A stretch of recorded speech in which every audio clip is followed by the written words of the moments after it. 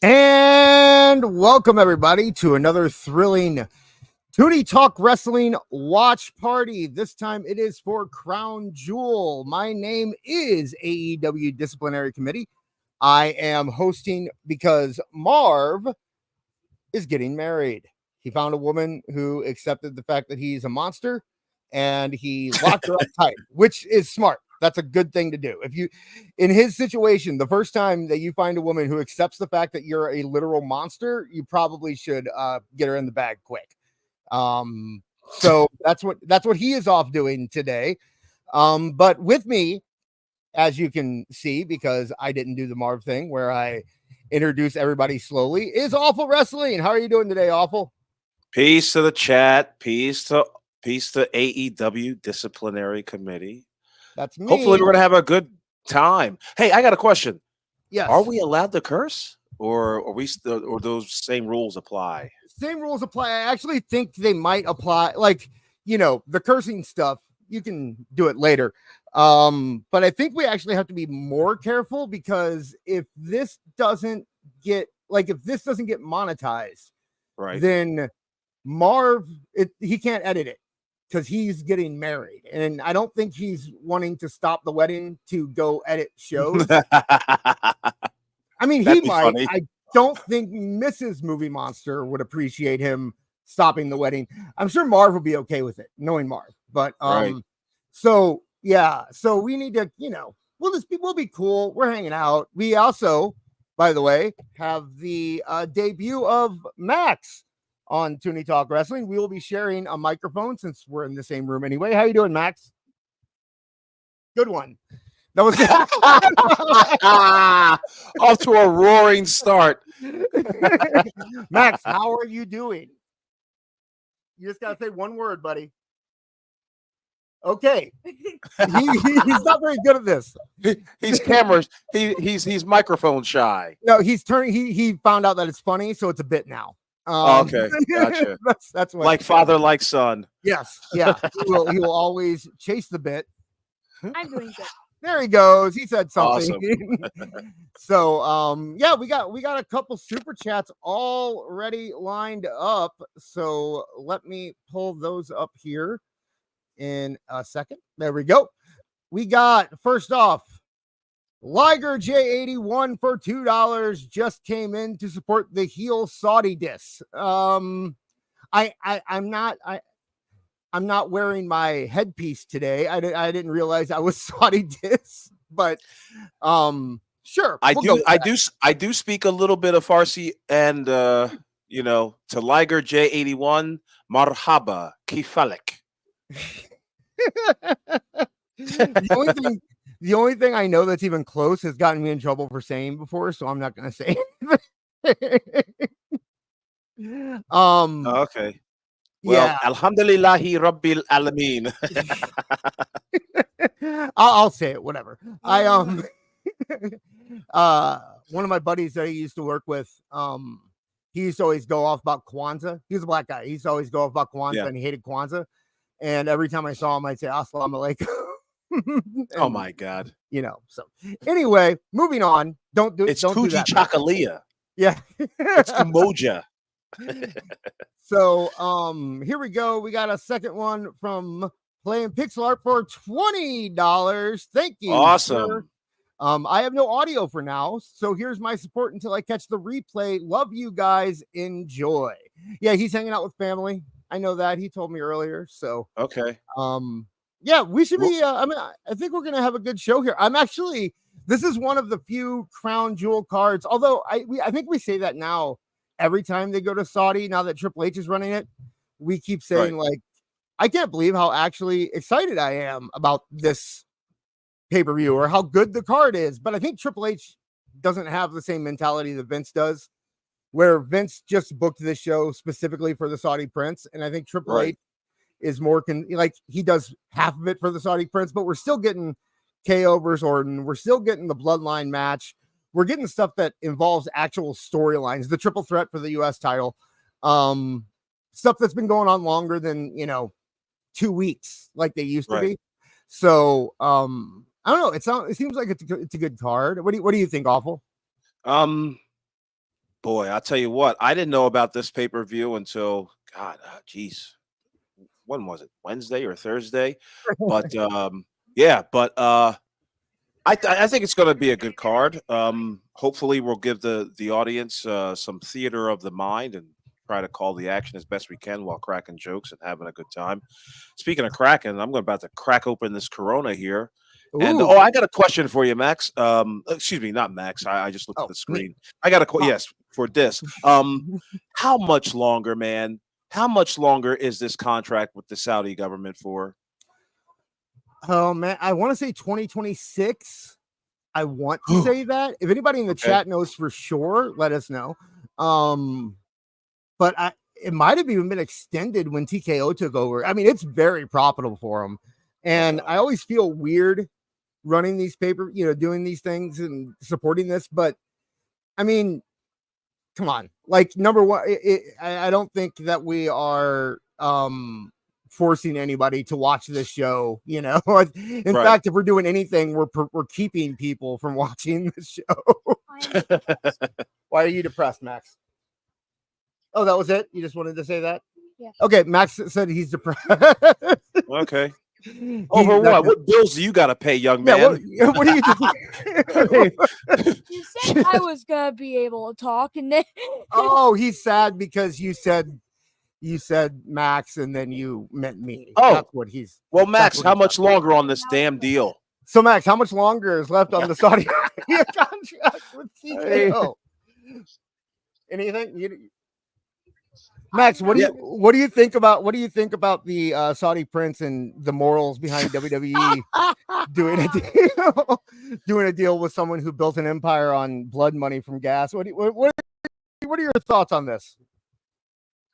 What about the conflict in the Middle East? What do you think? You pro-Israeli, pro-Palestinian? Take your pick. What's your take on the Ukraine-Russia situation? Do you think that it's gone low-key since the whole Middle East problem surfaced, or do you think is it something we should pay more attention to, or are you more of an isolationist? Do you believe that America should remain with? You know what? Let's not get into this. What say you about the Balfour Declaration? I've got issues. Anyway, what we're talking. Yeah, I mean, it's. I wasn't a big fan of these Saudi shows at first, and they kind of turned me off. But at some point, you just got to go, you know what? I'm already paying for Peacock. This one thing isn't going to really change anything. And every corporation does it, right? Like every big corporation is in business somehow with the Saudis. Even, it's so weird that AEW fans are the ones to point out because Shad Khan is in business with the Saudis. So it no matter where you go, you really can't avoid it at this point. So, right. Shout out to Michael Partham. He says the Saudi deal runs through 2027. There you go. I was close.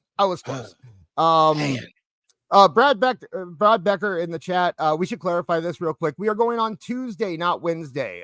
We figure that we can be an alternative to election coverage. And Wednesday's just very crowded. There's a lot of people doing shows because of AEW versus NXT. And we're going to kind of stay out of that crowd. Max is really, yes, Max. Okay. Can I sponsor something in the chat really quickly? Sponsor something? What, you want to? Not really sponsor. You want to show something in the chat? Max wants to show something. Okay. Max wants to show Erica M. Thank you. Oh, leave the kid alone. He is too young to make himself miserable with politics when he's. Yeah, that's true.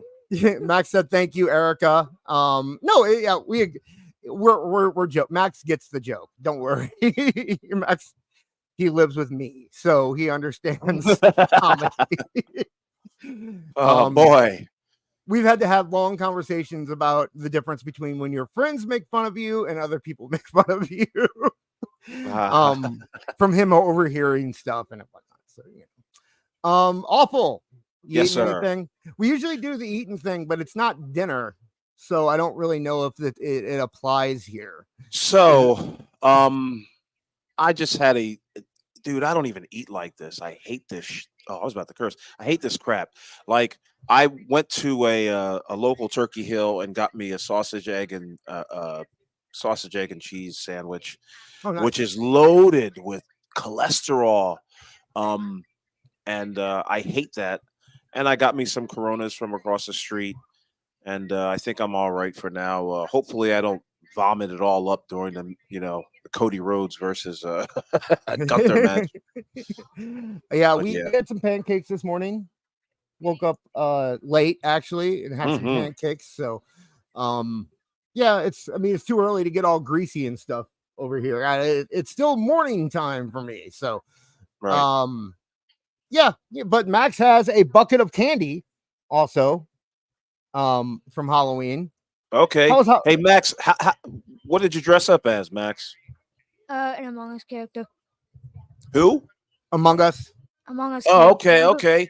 Yeah. You know something? I had my little niece help me play that game. I thought it was very interesting. Like you have to find out who the rat is. Yeah, it reminds me. Did you ever? We played it at summer camp. There was a card game called Killer. You ever played that? No. Where you hand out. So you hand out cards. There's like 8 people around a table, and everybody gets a card. And there's one Joker. And if you got the Joker, you're the killer. And then if you got like the King, you're the inspector. And the killer, it has to kill everybody before the inspector figures out who the killer is. Right. And the killer kills people by winking at them. And so if you get winked at, that means you're dead and you can't make any more, but you can still participate, but you can't make any more guesses, right. Or give any hints, as you can't give it away. And that was a fun game. And that's what Among Us reminds me of. Max doesn't actually play Among Us that much, but he appreciates the meme of it. So, right. It was actually funny because he found another Among Us character, and who ended up being somebody that he knew, and he didn't realize that because all the costumes now are these big inflatable costumes, right? So many of these. Have you seen what I'm talking about, like the dinosaur and that kind of stuff? Mm-hmm. Yeah, I would have killed for those costumes when I was a kid. They're not actually more expensive than what we used to spend on costumes, considering we used to have to buy costumes like piecemeal. You know, we'd have to like buy a mask, and then we'd have to buy a robe, and then we'd have to buy the accessory, and we have to do all that separately. Now you just get these big giant blow up costumes. Max has been using them for like 3 years now. We actually used the Among Us one 2nd year in a row. So are you watching? So these pre-shows are changing. I like, they're having sit down interviews with Cody Rhodes. They're going to podcasters and getting their opinions. Like it feels more like an actual, like the pre-show before the Super Bowl or something now. It kind of has that feel. I don't know. Are they having any matches on the pre-show? Because they have more matches than usual too. I think they have 6 matches. Mm-hmm. It might be 7. I'm trying to think. Okay, so let's go over the card. We got Cody and Gunther for the grand. By the way, did you see that the new championship, the Crown Jewel Championship, they don't get to keep the belt? They don't get to keep the belt? What the hell does that mean? The belt stays in Saudi Arabia. Oh, for God's sakes. Just like their oil. Yep, they get a ring, but they don't get the belt. So it makes me think that like the security that was carrying the belts around, I think that's for real. I think those might actually be security guards. Oh my gosh. I don't know, but yeah, they don't get to keep the belt. The belt stays in Saudi Arabia. So they do have that's that. Quite gee. What's that? I said that's quite gee, if you ask me. Then you got the 4-way women's tag match that they just talked about with Lash Legend. You know, that team. I don't who's Lash Legend tag team partner? Legend and Jakara Jackson. Jakara Jackson. There we go. Yes. So it's them versus the champs, which are Jade Cargill and Bianca Belair, versus Damage Control, Io Sky and Kairi Sane. And and then the last one is Chelsea Green and Piper Niven, my personal favorite female tag team in WWE. Max, you keep tapping me. What's up? Nothing? Okay. So, okay. And then we also have the women's Crown Jewel Championship match between Liv and Nia Jax, Liv Morgan and Nia Jax, where actually Tiffy teased cashing in against either of them today. So it'll be interesting to see there. Yes, Max. Now he has something. Okay. Now I remember. Okay. So the one person that title might actually work on won't even get to wear it. Who? Let's say Gunther won. That's the one person that might work on, and he doesn't get to wear it. Oh, and he doesn't get. Yeah, you're right. The belt looks like it was made for Gunther, and Gunther doesn't get to take it with him. That's a good point, Max. Yeah. So we have the women's match. We have KO versus Randy Orton. We have the triple threat for the U.S. title between Andrade, Carmelo, and LA Knight. And then our last match is the Bloodline tag match, 6-man tag. Now, there's conflicting reports. Michael Cole said it was going to be Tama Tonga, Jacob Fatu, and Solo. But then people online started reporting that Jacob Fatu wasn't going to be in the match. So I don't know which way that's going to go. I don't know if maybe they'll pull some kind of story where Jacob isn't allowed into Saudi Arabia or something. I could see that. They've done that before. Mm-hmm. Is he allowed in Saudi Arabia? I would assume in real life, but remember they were trying to pull the whole thing with the Tongans where like they couldn't travel outside the country because they were because of their criminal records. Right. They weren't allowed. So Fatu's got an F on his record? What's that? Fatu's got an F on his record, a felony? I don't think for real, but I think in storyline wise, yes. Because there was also like they frisk them when they come in the arenas, they do all that kind of stuff. So. Gotcha. And then I am a little Seth versus Bronson Reed isn't today, right? That's not. Is it today? It should be. I mean, they built it up to a point where it seemed like it was gonna be portrayed today. Maybe somebody in the chat knows. But I think it's Raw, and I haven't seen them talk about it. So but Liger J81 says it is. So okay, awesome. if so, that is 7 matches on this show. Okay. Which is that's a for almost WWE, unheard of. For WWE, they that hasn't happened since what, WrestleMania? You know? Yeah, really. So yeah, everyone's saying the Seth match is on the card. Jacob Fatu has been in jail. Yes, that is true. Jacob Fatu does have a past. There was a reason WWE hadn't signed him earlier. But shout out Chris Connor. Jacob Fatu has a felony conviction for robbery. There you go. So maybe he isn't allowed over there. Or isn't there a statute of limitations on that though? Doesn't that end? No, felonies never end, my friend. They're on your record I know forever. felonies, but I meant the travel part of it. Like, doesn't. No, really? If it included weapons, you know what I mean? Like, yeah. I doubt it. I know because I know Jimmy's ended. So it would be awesome if he showed up in like a mask, like a full body mask, like the chicks are gonna wear, like a full body suit and a mask. Hey, he made it through. there are a lot of women on this show, and all of them will be wearing burqas. Okay, let's go. We have another super chat. John JID for 199. Wyatt 6 has been fumbled so hard. It is, to be honest, sad now. Thank you, John JID. I kind of remember talking about this with a certain someone about, I don't know, 3 months ago. And you know who loves the Wyatt 6? My son Max, who's sitting right here. So we're not going to get too deep into this subject right now. Oh, we're not? Well, cover your ears, young man, because I got a story to tell. There is no Wyatt 6 on the show. We will John, we will save that for Tuesday. How's that sound? You can hear me and Awful yell at each other about Wyatt 6 on Tuesday. There won't be too much yelling. You'll have to just sit there and stay quiet, my friend, as I expose the cap that was known as the Wyatt 6. So there's a teaser. Tuesday's going to be fun. You're going to get to hear me and Awful yell at each other. Also, he's not here, so I'm going to go ahead and just say it because then it has to happen. We are trying to convince Neckbeard coming on the show on Tuesday too. So if you are interested in hearing his first appearance, that might be worth tuning into. My money's on it's not going to happen. Yeah, if I had to, you know what? I'll just to be different. I'll say I think it will happen. No, and Max's opinion is he doesn't know. So that's we cover all our bases here. Hey, can anybody in the chat hear this? I hear it. Yeah, clanking bottles. In case you guys got one, crack it open and let's get this show on the road here. Yeah, it's just about time. Well, I was gonna say it's just about time. We still have 8 minutes. So can we do a little AMA? Yeah, before the show. If anybody has any questions for Max, You're more than welcome to ask.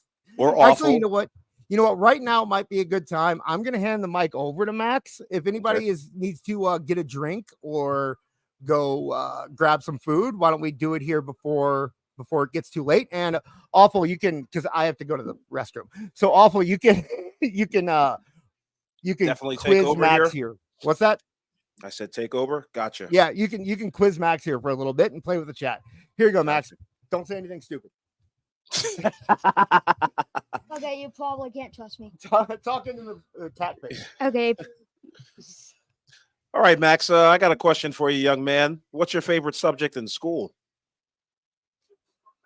Lunch. Lunch and recess. Yeah, that's awesome. If What's you your- really what's- want one, then math, because after we do the assignment, we get to play on our computers. Nice, nice. What are you guys learning in math right now?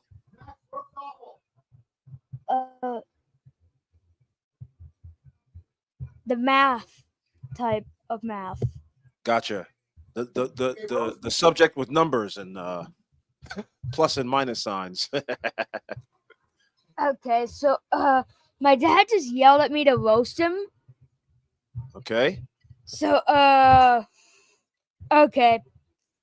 My dad's life is more tangled than this cord here. And I wish I had a camera to show you this cord. It's just one big knot. Karag, shout out to Karag. He said, awful question from awful. I mean, what sort of question should I ask a 9-year-old kid? Like, I'm a father as well, so it's a 11-year-old. 11-year-old. Okay. So you got some cool friends out there, Max? Yeah. I mean, they're more weird friends than cool friends, but Okay. Yeah, I had some weird friends back in the day too. Listen, when I was in 6th, what grade are you in? First off, 6th grade. Okay. Yep. Perfect. When I was in 6th grade, I got made fun a lot. Okay. I was while everybody was wearing like maybe the cool shoes or the nice jeans and all that, my mom would dress me up in a collared shirt, khaki pants, these bum ass shoes that I'd have to wear all the time. It was terrible. One of the things that they used to call me in middle school was the Black Dot. My friends back then my classmates back then were racist, but what can you say? You know what I mean? Well, my friends are also racist, so. But yeah, let me take over from here for a second there, Max. Right now, the show is getting underway. There's Michael Cole showing up in a white suit, getting a decent pop from the crowd, taking pictures with some people. I've noticed during the pre-show that our boy Big E, he can't turn his head still. He's not coming back, folks. He is not coming. He's got to swivel the entire chair in order to look at Kathy Kelly and Sheamus. Or is that Kathy Kelly? I'm not really sure what that broad's name is. But yeah, he's in real bad shape. And I hope he gets better, but I don't want him to come back into the wrestling ring. And, it looks like he's going to have to go the way of our boy Marco Stunt, who announced his retirement last night on Twitter. And boy, the wrestling world will lose a great one when Marco Stunt is no longer in a professional wrestling ring. I'm back, by the way. Thank you for babysitting. You'll get a nice tip at the end. One of the people that actually caught Max's eye in wrestling first was Marco Stunt. Actually, Really? Because he probably thought he was a 6th grader too. Right. Well, no, Max was 7. So okay. I thought he was a 3rd grader. Yeah, exactly. I'm just saying at that age, anything different catches your eye. And he was really more of a Luchasaurus fan, right? At the time. Right. So, it was more about the Jurassic. He liked, because at the time I only watched AEW. He liked Jurassic Express and Orange Cassidy, and he liked them for what, 2 weeks, I think, or 3 weeks, and then he just stopped caring after that. Yeah. So he's not a big AEW. How was the Fight Forever game, Max?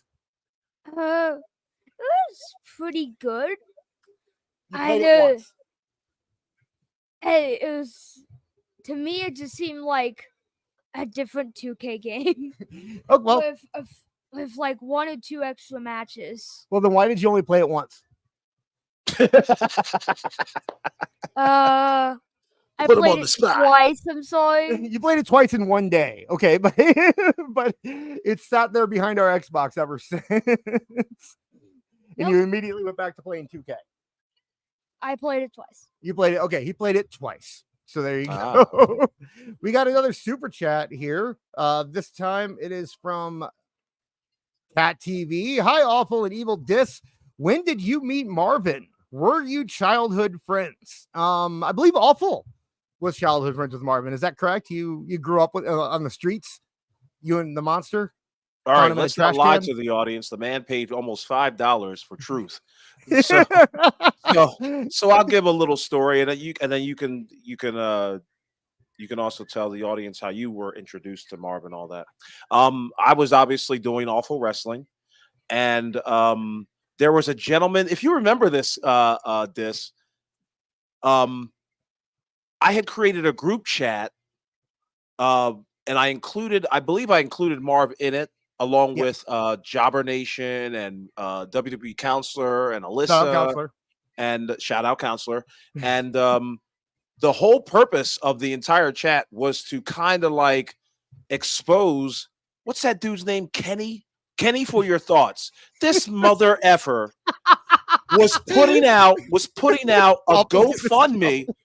That's no. I'm blowing up spots today, and he wants the truth. He paid $5. He's gonna get it. Could be a woman. We don't know. Yeah, or could be a woman. My fault. But yeah. So Kenny, for your thoughts, if people remember this, he's a Twitter guy, and he had a GoFundMe about how he needed a new television. Okay, because the one that he had broke. This guy has, I don't know how many followers he's got. He's got plenty of followers, and he started grifting for an effing TV set. Okay. And I was of the opinion, like, dude, that's not how you use Twitter. That's not how you use your audience. I don't care how much goodwill you give to them. Stop begging for a television. And so I just wanted to mine the opinions of you and Marv and Alyssa and all the others. And from there, the ball got rolling. We started cracking jokes about it. We started making fun about it. Kenny, for your thoughts, blocked me at least. I don't know if he blocked you, but he had enough of me. And that was after I had talked to him through a DM like, hey, my man, it's unfortunate that you broke your TV, but don't you think you should, like, I don't know, buy a new one? Maybe not grift off your following to try to get you to one. Meanwhile, this guy's buying tickets to WWE events. You know what I mean? Like, he's doing like getting passes from the WWE to go to these things. And yeah, I just thought it was wrong. And that's why I don't ask any of you guys for a penny. Just come on in, have fun with us. And well, see, no. In this show, it's welcome to have super chats. But as far as like my Twitter, Dis is Twitter, anybody else's Twitter that I know, we don't do that kind of stuff. We don't beg. So that's how I met Marv. And then he invited me on to the show. He said he was going to make a podcast and he wanted to see, if I would join in, and I was more than happy to do so. And so that's how we met. Yeah, and to be fair with the super chats here, you're not required to super chat us. We understand that people are in different situations, and watching an ad to us is just right there with super chat. And as long as you're supporting the show, we are happy to have you here and part of the family. Yeah, tell a friend to tell a friend. Yeah, we will be more than happy to provide this entertainment free of charge to all of you for as long as we possibly can. So okay, Marv's here. Marv says, that's not how I remember any of it. To be fair, Marv also, that's actually, at least I can attest to what Awful saying is it actually happened. I can't attest if that's how we met Marv, but that did happen. Well, that's how we got close. Got close to the show. They it's a little bit more complicated, but and learn how to spell, Marv. Congratulations on your wedding, by the way. I cannot remember. Marv is I don't that might not be Marv. Technically that could be Kev, but I doubt it is. It also could be me, but it's not. So they it's what was I gonna say? Darn it, Marv got me all shook. What's he doing here anyway? Shouldn't he be like spitting it out in a hotel room? Yeah, like really, like what the hell? Beat it. Marv, he's spying on us. He's like walking down the aisle with his phone with a Bluetooth in his ear. So yeah, somebody sees it. Incredible. Just listening in, making sure we don't say anything bad. Hi, Marv. Happy wedding. It is flattering that he is thinking about us on his wedding day. That's flattering. For me, Let's see with what the Marv, wife thinks. for me with Marv, we kind of like I actually started talking to Marv through the TuneCon Twitter account. Right. And we were he had the Marvin Movie Monster one and he had the TuneCon one. I started talking to him through TuneCon. And we were kind of coming up. We had the same amount of followers. We were kind of rising at the same pace. So we just kind of reached out to each other. We were both parody accounts. And we started talking. And Marv kind of laid out the whole plan for what he wanted to do. And he was very adamant. He had the podcast idea early. He had people in mind early. Everyone that you saw on the first podcast, Marv mentioned to me before that group chat even really started. And it's really cool that he did what he said and he brought us along with him. I do appreciate that. I think that gets lost in a lot of it. A lot of times as people start getting bigger, they kind of drop the people that were, coming up. But he very early said, we're in this together, that kind of stuff. And he kept to his word. So love Marv for that. We'll always stick up for Marv. I'll always have a little thing for Marv there. So thank you, Marv, and congratulations today on your wedding. Yeah, I'm sure you're going to be a okay husband. Max wants to say something about Marv. Go, Max. Marv, texting during, well, not, I guess technically not texting, but commenting during your wedding. What a great person. Max is very judgy. I don't know if you noticed. He said something else. That's somebody else. Oh, did Marv respond? Oh, he said he's a control freak, which is true. Oh, that's what I was gonna say. Marv said that's not how it happened. I will attest. Marv has not the best memory in the world. Yeah, you're not kidding. Tell me if I'm not accurate. I mean, come on, you're pretty accurate.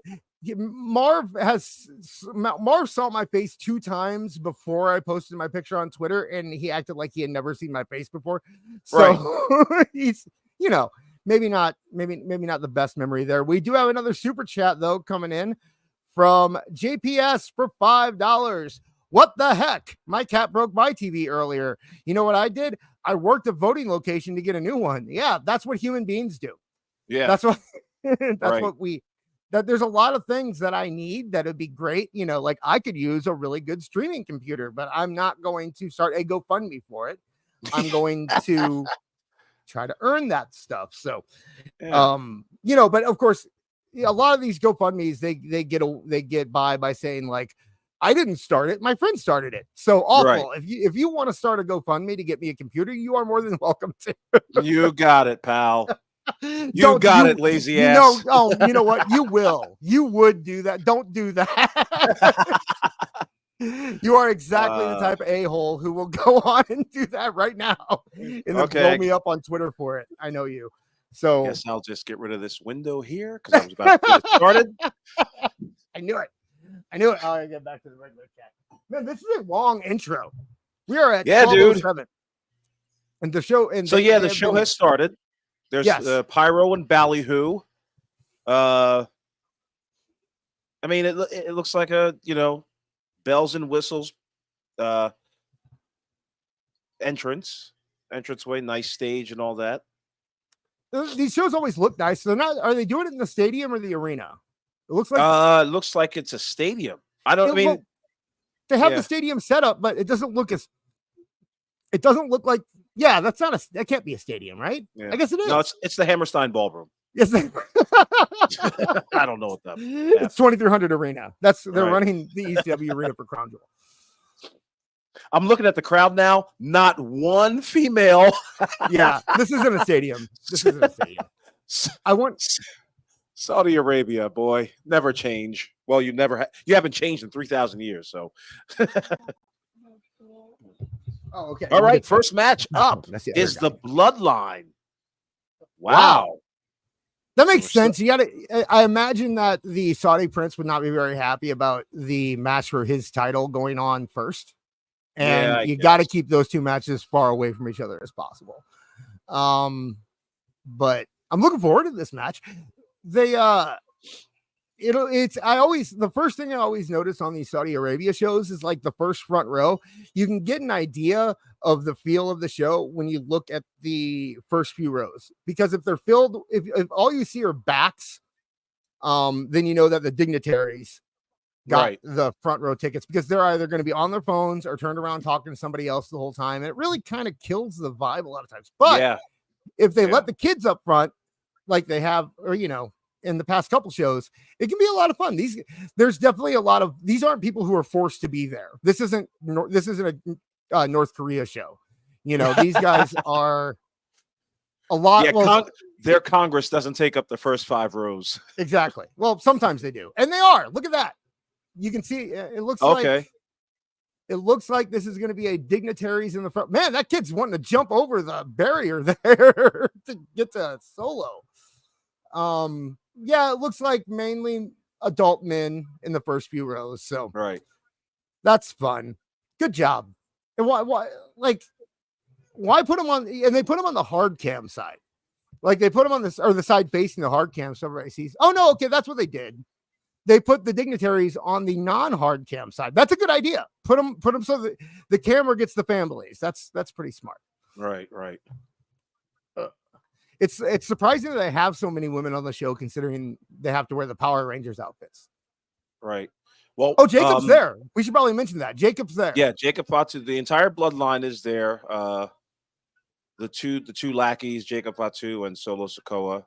Right now, they're doing introductions with the Saudi announcers, and Jacob Fatu, man, there's something about his presence that is like New Jackish, if that makes any sense. Okay, he's got that swag, and I was going the other way with Sabu, but really, it's kind of a combination when you think about it, because he has like the swagger and the aura of a New Jack. But then he has like the style, the wrestling style, and the intensity of Sabu, So I wonder if Jacob Fatu would be an interesting guy to sit down and talk to, and just talk about his inspirations and that kind of thing. Right. Whose kid is he? Damn, that's a great question. I think he's isn't he Haku's? No. Haku's that's the Tongans. Okay, gotcha. Yeah, he is a Fatu. I just don't know who his dad is. What I want to say, and I'm gonna say, and I might be totally off here, but I want to say it's Tonga Kid. No, Tonga Kid. What's the other one? What was the other guy? The Jimmy Snuka replacement. You know what I'm talking? Or is he Samu? Is it just Samu? Yeah. Okay, there we go. Yeah, it's just Samu. It's Sam Fatu. So yeah. Okay. Gotcha. That's Thank who we you got. for cinnamon. Yes. Cinnamon. Oh, yes. Cinnamon. So they know how they know how to acknowledge Roman. I've seen a lot of people talking about how they rushed the Uso thing and how Jay forgave Jimmy way too easily, and I think those people don't have like siblings that they're close to, right? Like does that you know what I mean? Like if you have a brother that you're close to, you'll get in fights, and then as soon as you cool off, you're ready to just forget it happened. You're ready just to move on. And nobody forgave anybody last night on SmackDown. It was very much a let's just move on, Right. And and the other thing is that I'm not really digging the promo style of Roman Reigns. I did not like when he went no yeet last night. I was just like, oh my God, suffering succotash. The crowd liked Like, it. The crowd I know, liked and it. that's all that really matters. But yeah, I thought you're right. I thought the whole program was kind of rushed. I think Roman should have been the catalyst and not Jay. You know what I mean? Like he should have been the last one to be like, all right, I'm in. Not really Jey Uso. Okay, I see that. I think Jey Uso is not the last one, by the way. Sami will be the last one. Yeah, sad Sami. I think Roman still needs to learn how to be a face, because he's never been a good face. Never. Right. There's never been a time that Roman's been a good face. So, and he's probably nervous of the idea. Right. Yeah. It's kind of, considering what happened last time he was a face. Yeah. It is kind of new ground for him. And while I kind of agree on that one. Yeah. And while I kind of agree that Roman might not be in his babyface shoes yet all the way, Jay has been cutting promos of his career these past 2 weeks. In ways that I didn't know he was capable of. Right. He's been delivering these promos. Right. Like the only time I remember seeing him cut promos this good is when he left the Bloodline before he became the Yeet Man, you know? Yeah. So it's nice to see some of that come back out in him. Jimmy, I love Jimmy.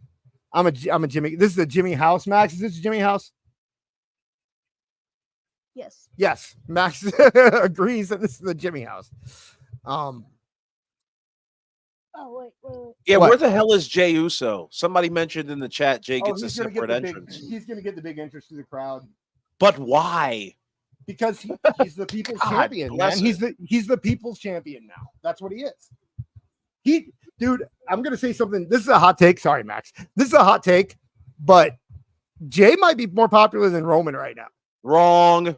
Dude, he sold last month. He sold more merchandise than Cody, the Bloodline, and CM Punk combined.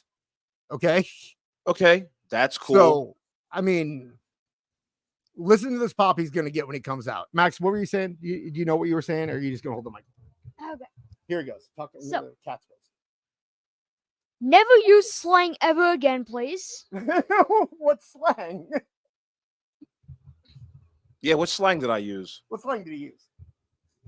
Aura. See, Max gets embarrassed when we use kid words. So, like aura, a word that's been around for 10,000 years. He doesn't. What are you talking about? he just knows he just knows the meme. Yeah, aura is an aura. Oh, I used cap earlier. How about that? Cap. Did you hear him say cap? Yeah, but that's not just like. Oh, cap is old people talk, no. Right? Horse. Oh man, he's gonna compel me to curse. He's going to compel me to just make slip. But well, Max, I've got a daughter, and she kind of hips me up on terms and things like that.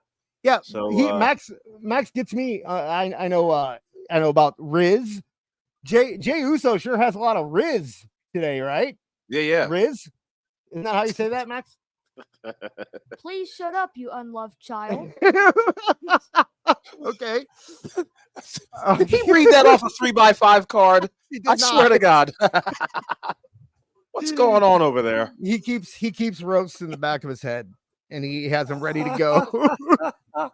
So, what else? What are some other slang that you don't like it when I use? Sorry if I sound a little weird. I'm fighting off something. I think it might be a head cold or something going on, but I'm a little raspy. Get my deep raspy voice today. What? So Jay entrance is coming through the crowd. Try and type out the ones, and I'll instantly just show it. Okay. If Max sees any slang in the chat, he will tell us. I'm gonna type out. Oh, don't worry about it. They don't want you. We've moved on. You can tell us as it happens. Okay. CWJ 128 for $2. AEW. This is what someone being over looks like. Correct. Yes. Jay is very over. Has your opinion changed on Jay at all? Awful. Not really. Listen, it's cool to see him connect with the crowd. It's cool to see him get over.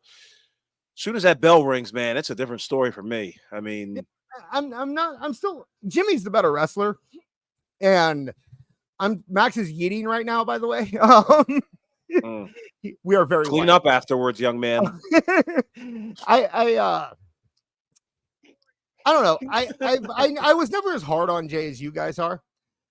And I've never really liked his in-ring work that much, but I do think that he connects with the crowd, and I think it's something that you can't ignore. And he's good with the crowd. He does it well. That part of his job, he is great at. The charisma, the interacting with the crowd, the connection with them he has is something that not a lot of people in WWE have anymore. It's something that you saw with like Cena, Daniel Bryan, CM Punk. You know, there's very few people who've had this big of a connection with the crowd. Like, this isn't, you know, I like LA Knight, but this isn't where the crowd just like saying it. This is the crowd is part of it. You know what I mean? It's hard to explain, but it doesn't feel like they're just repeating a catchphrase to them. Like, it feels like they feel like they're a part of something, which is something that you got with The Rock, you know, and that kind of thing. Right. Which is going to be interesting to see if they play up the fact that Jay really is the People's Champion now. And The Rock's coming back with a belt called the People's Championship. So, do you really want to see Jey Uso versus The Rock? Do I want to? No. But you know what? I bet Max does. Max, do you want to see Jey Uso versus The Rock?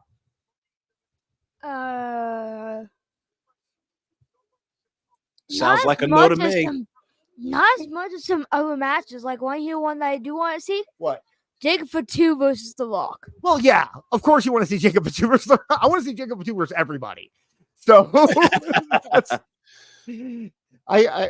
his stare down, his stare down with Breaker a few weeks ago was insane. Yeah. And it's something that you didn't realize you wanted until they put it right in front of your face. Right. And then you got those goosebumps, you know. They usually reserve those types of things for like a Royal Rumble. You know what I mean? It makes you think they didn't realize it would happen.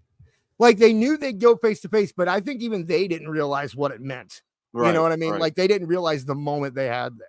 I'm really mad at this comment. Yeah. Okay. The next comment from John JID 9994199. Thanks, John JID. Does a great job over on Discord, by the way. TunyDis.lol if you want to join there. Jey Uso's aura capping his Riz puts fries in a bag. By the way, he's 21. He is a kid, so he's allowed to say that stuff. Yeah, for real, for real. But I had to read it out loud. So, Jay, you want to read it again? Jey Uso's aura capping his Riz puts fries in a bag. No, how about it? You want me to sound cool when I say it? No. How about it? Yo, Jey Uso's aura capping his Riz puts fries in a bag. Is that cool? I have this nerdy dad vibe down pat. Don't worry. Yeah. You know what Max really hates? When we're in a car together with his friend and I sing Skater Boy really loud by Avril Lavigne. Oh my God. I'm surprised they don't open the door and let themselves out. Aiden tried. You remember that time Aiden tried to get out of the car while we were driving around? He they don't appreciate. Actually, I say Skater Boy, but it's usually complicated. I think that I can hit the notes better and complicated when I yell really loud. So Max has no idea what any of these songs are. He just sees me singing a song and gets very embarrassed. So. Okay, we're about to get locked up here, starting off with Jay and Tama Tonga. And by the way, Jacob Fatu in the match. So the reports that were online this morning from, I believe, Wrestle Votes are not correct. Yes. Okay. I want to say this. So,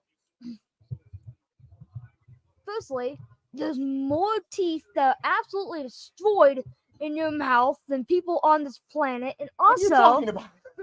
And also, you literally look like a carpet. Gee. Oh my gosh! It's open mic. It's open mic afternoon out here on Toonie Talk Wrestling. Yeah, Max. What Get that off the screen. What was the thing you told your friend? Max is going on and taking off the. He does not want to see John's comment anymore. So, all right, we are in the middle now. Max, come on, stop! No, stop it. You can't do that. Okay, stop.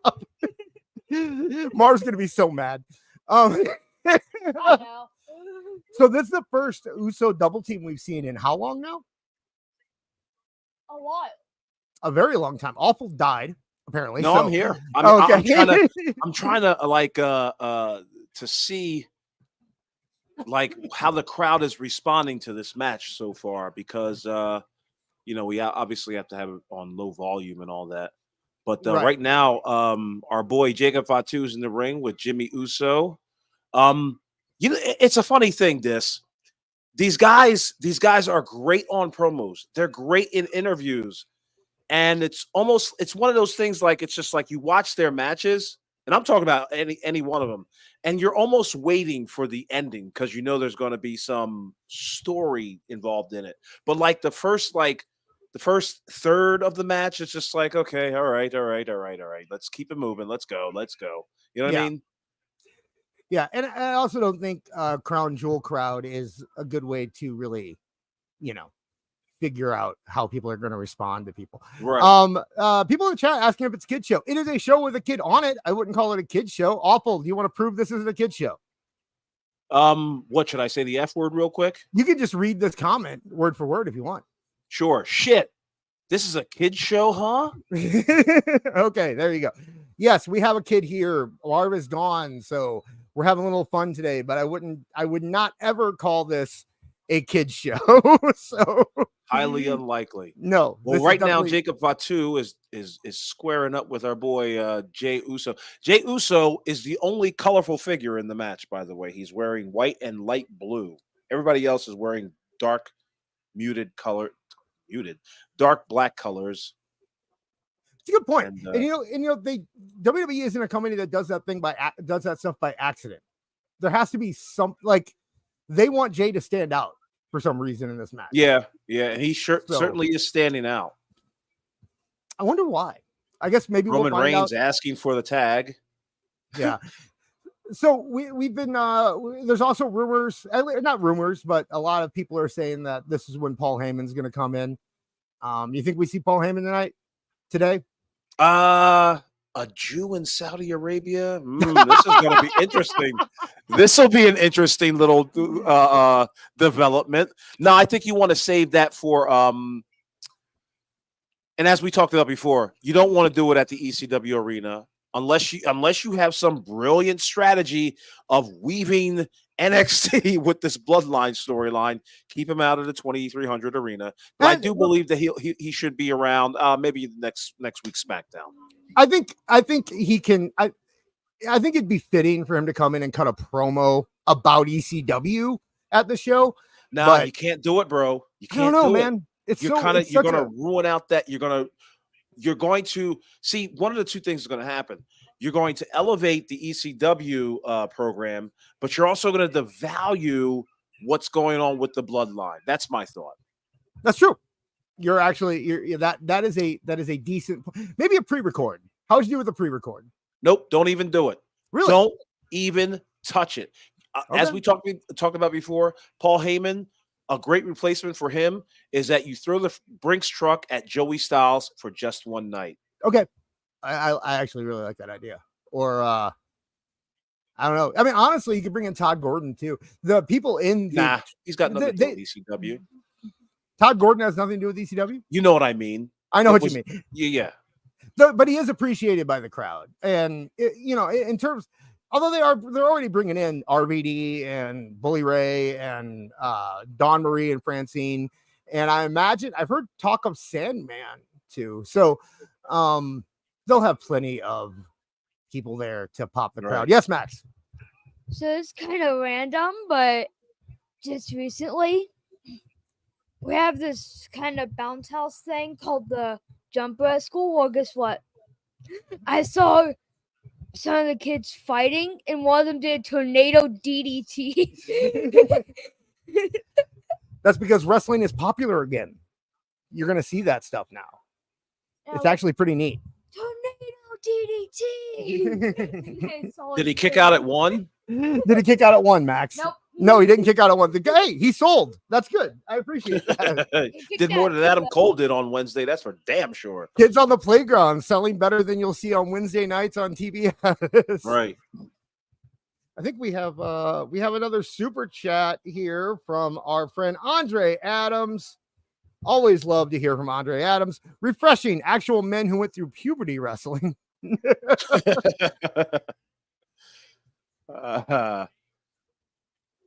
Yeah, I just turned it up a little bit. The crowd seems to be into it. They're liking Jey Uso. Well, who doesn't? Well, I mean, he's fair to middling for me.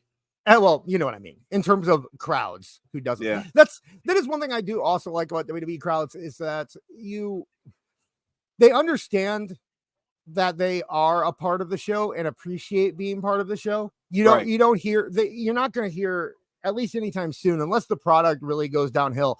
I don't think you're going to get anybody that gets a reaction like John Cena did when he was a face. I think people are at least, they enjoy being a part of this enough to not try to mess it up. You know what I mean? Not right. They're not trying to take over the show. They're not trying to be the show. They want to be a part of the show. And that it's a neat thing because say what you will. I mean, I always had mixed feelings about the John Cena thing because fans pay their money. They're allowed to do what they want to do. They can boo and cheer as they feel fit. But, you know, I think a lot of those people were just trying to control the show, make it a scene. Because, like, I remember going to WrestleMania in Dallas, and I heard people outside like, okay, these are the chants we're going to do at this time, and then go to the entire section and be like, make sure we do this chant here when this guy comes out because we want everyone to do it. And it's like they're so worried about standing out and being a part of the show that they don't worry about making the crowd actually seem good, you know. Yeah. I say that, but one of my favorite moments ever being in the crowd for a wrestling show was Mickie James versus Trish Stratus. So we won't go into why right now, but oh, really? No, we won't. Okay. So Jacob getting his hands on Jay. Have we seen? Well, we are in Saudi Arabia. It's all right to talk about camel toes. I mean, no big deal there. But yeah, the one thing I appreciate about this this match right now is that they are taking their time. They're not rushing through anything. There's true tag team work going on. They're cutting off the ring, keeping Jay at bay so that when he does make the hot tag, it will actually mean something. Right. There's moments and stories to be told in this match, and they understand that they're best served by taking their time and doing so. Yeah. You don't want to give away too much of Jacob versus Roman because that's a money match that is going to draw really well down the line. So you don't want to blow it here. Right. I'm actually surprised they have Jacob in the match.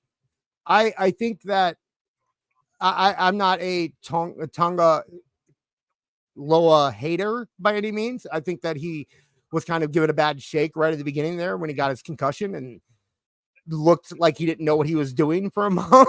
Yeah, really. Holy cow. I don't think I get why they kept him on TV because you just introduced him and you don't want to take him off TV that fast. But he was definitely suffering from a little post-concussion syndrome there. And also, I'm sure that the eye patch didn't help. Because I don't know if you've ever worn an eye patch, but someone yes, sir, I have. If someone who doesn't wear one regularly, who has to start wearing one, it really messes with you. I couldn't imagine having to wrestle with an eye patch on when I'm not used to it. Although he did look. I don't know if you know this, but I've got a lazy eye. And I work hard to keep my eyes straight. Oh, hell yeah. I showed Marv one time after the chat, and he was just like, oh, my God. But, so there you go. But, I sometimes wear an eye patch when I do some reading or when I'm working here in my office. And, boy, when I stand up, it's like I'm drunk, dude. Like, yeah, I'll bump into walls and all sorts of things. So, yeah, it really does mess up your vision for a little bit. So Erica asked, did they ever explain the eye patch? The eye patch was done as a way to get him. the fake injury that they said he had so that he didn't have to wrestle while he was going through the post-concussion thing was that Kevin Owens almost gouged his eye out. And that's why he was wearing the eye patch. So it kind of backfired. Roman Reigns doing it little overdoing it. See, that's what I'm talking about. Like, dude, what happened to the calm, cool, collected heel? Like, okay, so anyway, he got the hot tag into Roman Reigns. Now he's looking down at Solo. And just a little bit overreacting, if you ask me. Now they're trading blows, not forearms. Yeah, I think a lot of these guys who turn face don't realize that they need to keep the part of them that made them popular as a heel. Yeah. I think LA Knight's done that spectacularly, by the way. Yeah, he didn't change at all. No, he changed nothing. He didn't change. The crowd changed, right? Yeah. Like the crowd just, he's still the same person he was. And I think Orton kind of did that too, although he's starting to show a little bit more face stuff. But I think that's part of the storyline because he's getting ready for his heel turn. So I think playing into the face stuff now and eating up the crowd noise and that kind of thing, I think is part of that. They're exaggerating it now so that it seems like a bigger deal when he does turn heel. Right. But yeah, I did not know you had a late. I do not have a late. I am colorblind. I'm colorblind. Awful. I don't see black or white. I see everyone. Gonna tell me to curse again. I was about to be like horse. I'm gonna say it. Horse shite. Okay, that is bullshit. I am literally colorblind though. And I wear glasses, but I don't have a lazy eye, and I'm not bald, so that makes me better. I used to get made fun of because of my lazy eye all the time. They'd be like, who are you looking at, me or the fly that's flying buzzing around the room? Hey, Shawn Michaels has a lazy eye, and that's the coolest guy on earth. So I wouldn't. I never. It doesn't bother me at all. Yeah, I think. Dude, I don't know if you knew this. Jean-Pierre Lafitte, he can catch a baseball. I don't know if you knew that. Did you ever hear that?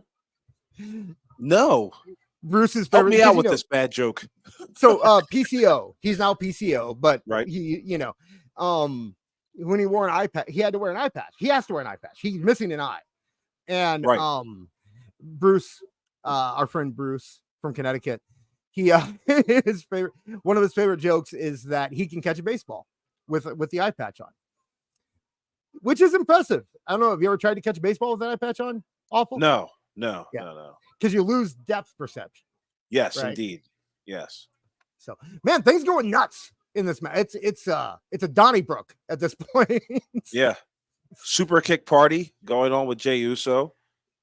So at some point, this has to devolve into 4-on-3. I don't think we're going to have a winner in this. And I don't think we're going to see Sad Sammy. You know what? I take it all back. I keep forgetting where we're at. Sad Sammy's got to make an appearance. Oh, now. He's here. He is 100% here. Yeah. There's no way he's going to miss an opportunity to have the crowd have a moment. Like he loves his moments, man. We got another super chat here from Ruben Hart for $2. Who should be Jacob Fatu's first real opponent? Yeah, Jacob Fatu hasn't had a singles match on TV. Interesting. All his matches have been it's a little too late now considering the storyline. I always thought Jacob and Kevin Owens would be a killer match to do one-on-one as his first match. But I don't know. Who do you think? Who would you like to see Jacob go against first? As far as a feud, I'm looking at you could line him up with LA Knight as a serious threat. And just to get his feet wet as far as how to manage a crowd, how to work a match, get heat, and LA Knight is that he's old enough, he's experienced enough, he could make Jacob Fatu look very good out there. After that, Randy Orton. Yeah, I can tell you what, Jacob Fatu just destroyed the entire OG bloodline, including Roman Reigns. I don't know where you're at in the match, but there is a winner. Okay, gotcha. Yeah. So yeah, I think Jay would actually be a good first real match, and I think that fits with the storyline that they're telling right now. Right. But yes, Ladies and gentlemen, we have a winner. It is the new Bloodline. Solo Sikoa pins Roman. pinning Roman Reigns. Wow. Roman Reigns is giving up a little too much heat. And Think I so? understand. I think I understand what he's doing. We all understand. He's trying to give the shine to some of his family members, but don't do it at your expense, my friend. You know, you were the top guy for 3.5 years. That doesn't have to really change overnight. I mean, and to be fair, he did not put over Solo just now. He put over Jacob Fatu. Jacob Fatu did all of that. I mean, Jacob, it's very subtle what they're doing, where Jacob is actually doing everything and Solo's just coming in from behind and taking credit for it. Right. But so now they're beating down on 4-on-3 on all the members of the original Bloodline. But Roman, by the way, Roman was the first one to start fighting. Yes. He went up to try to get Solo and they attacked him. So they are playing up that he is not afraid of this, which, you know, that's right. Good. He's still a fighter. And believe it or not, the crowd is chanting for Sami. They are. Well, of course they are. I'm surprised they weren't chanting for him the entire match. You think we're getting Sami out here? Don't, if he comes out, don't spoil it. No, I mean, yeah, I won't spoil it. I'm asking Matt. They're getting. Oh, go ahead. They're getting Roman Reigns setting up Roman Reigns for a super power bomb. It was broken up by Jey Uso. Now they're attacking Jey Uso like a pack of wild dogs. Yeah, the shield power bomb they stole for themselves. Max, what do you think? We're seeing Sami Zayn? Yes, no. Yeah. Okay, Max thinks we're seeing. He's very intensely watching this right now. Good. While we're waiting for it, real quick, we'll go Andre Adams with another $4.99. We'll get back to this. Thank you, Andre. Match. Dynamite was the most back-assward dyslexic program ever. Orange Cassidy, bass-ackward. Yeah, that's what I said. Orange Cassidy is the company hero on the night you introduce effing Lashley. Yeah, we can have a little talk about that here when things die down. Although I'm sure we're gonna have a lot to talk about with Lashley and things. All right, something is happening Tuesday. And okay, so we are at the part where they are setting up Jay to injure him the same way they injured Jimmy. And here it comes. I do not mind. You know, people have this impression that I hate Sami Zayn, and I don't. You do. I hated that he wasn't doing this. Like, I hated that I wanted Sami Uso back. Like, I hated Sad Sammy. So hopefully he can find some of that joy. Although technically I don't know who he's going to attack, because he was talking to Solo on Monday. He has to wear his right now he's standing in the middle of the ring and he's got his baklava around his neck, the red and white baklava. And if somebody knows the better name for it, I used to be into Islam, but I can't remember what the name of that garment is. But he's wearing that, and he's standing in the middle of the ring, protecting Jey Uso, who's got a chair wrapped around his head. Looked like they were about to give him the old what for with their ass into the corner, and Sami Zayn is in front of him. Yeah, this is well, how about? Oh, sorry, I'm sorry. I called it a kerchief, which I'm sure it's not called a kerchief. Right. No. There's an official name for it, and for some reason, I believe Andre Adams would know. We will find out. Balaclava. Thank you, John. Yeah, baklava. Yeah. Oh wow. Yeah, there that was goes. a little Okay. Yeah. You saw what I saw, yeah. But what we were just talking about, for those who are not watching, Sami Zayn looked like he was about to give Solo a hug, and then he ended up giving him a suplex instead. Now Solo is the exploder suplex, and now Solo is alone in the middle of the ring while Sami, Jey, Roman, and Jimmy surround the four corners. They're circling the wagons on this, the new tribal chief here. Should I tweet out everywhere that I called it, since I've been saying that would be the War Games match for like a year now? Or should I be realistic and know that it was obvious that everyone knew that it would happen? So it looked like that was hilarious. If you're not watching, Roman Reigns was about to go in for a super punch. Sami Zayn was about to go for a haluva kick, but Solo moved and Sami hits Roman Reigns with the haluva kick. And now there's dissension. Smart. This is good storytelling, man. You got to appreciate. I'm gonna go to a super chat here real quick that we Sure. missed from John JID for 199. Y'all need to get Ant Evans and John Draper on your show. I think he's talking about like when we start our show, and those are always options. We're open to anybody coming on. Man, dude, I talked to Eric Gold last night. I mean, really? Oh yeah, that's true. Yeah, he's not Gold.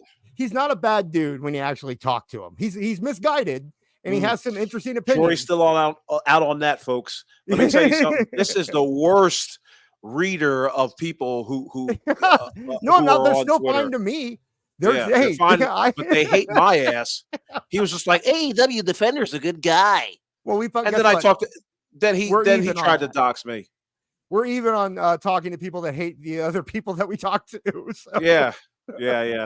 No comment. I hear you.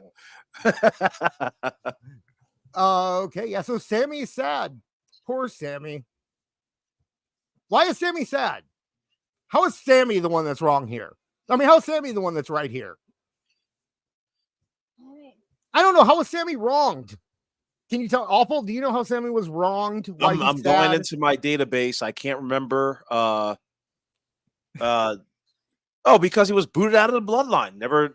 I mean, now. I mean, when he just walked away, like after they punched the punch and the kick because happened. They didn't appreciate Sami trying to save. The fact that he tried should be enough for them to like him. Gotcha. So if Sami isn't the fourth member of the Bloodline when it comes time for the War Games, who is? Because they're not bringing in someone new for this.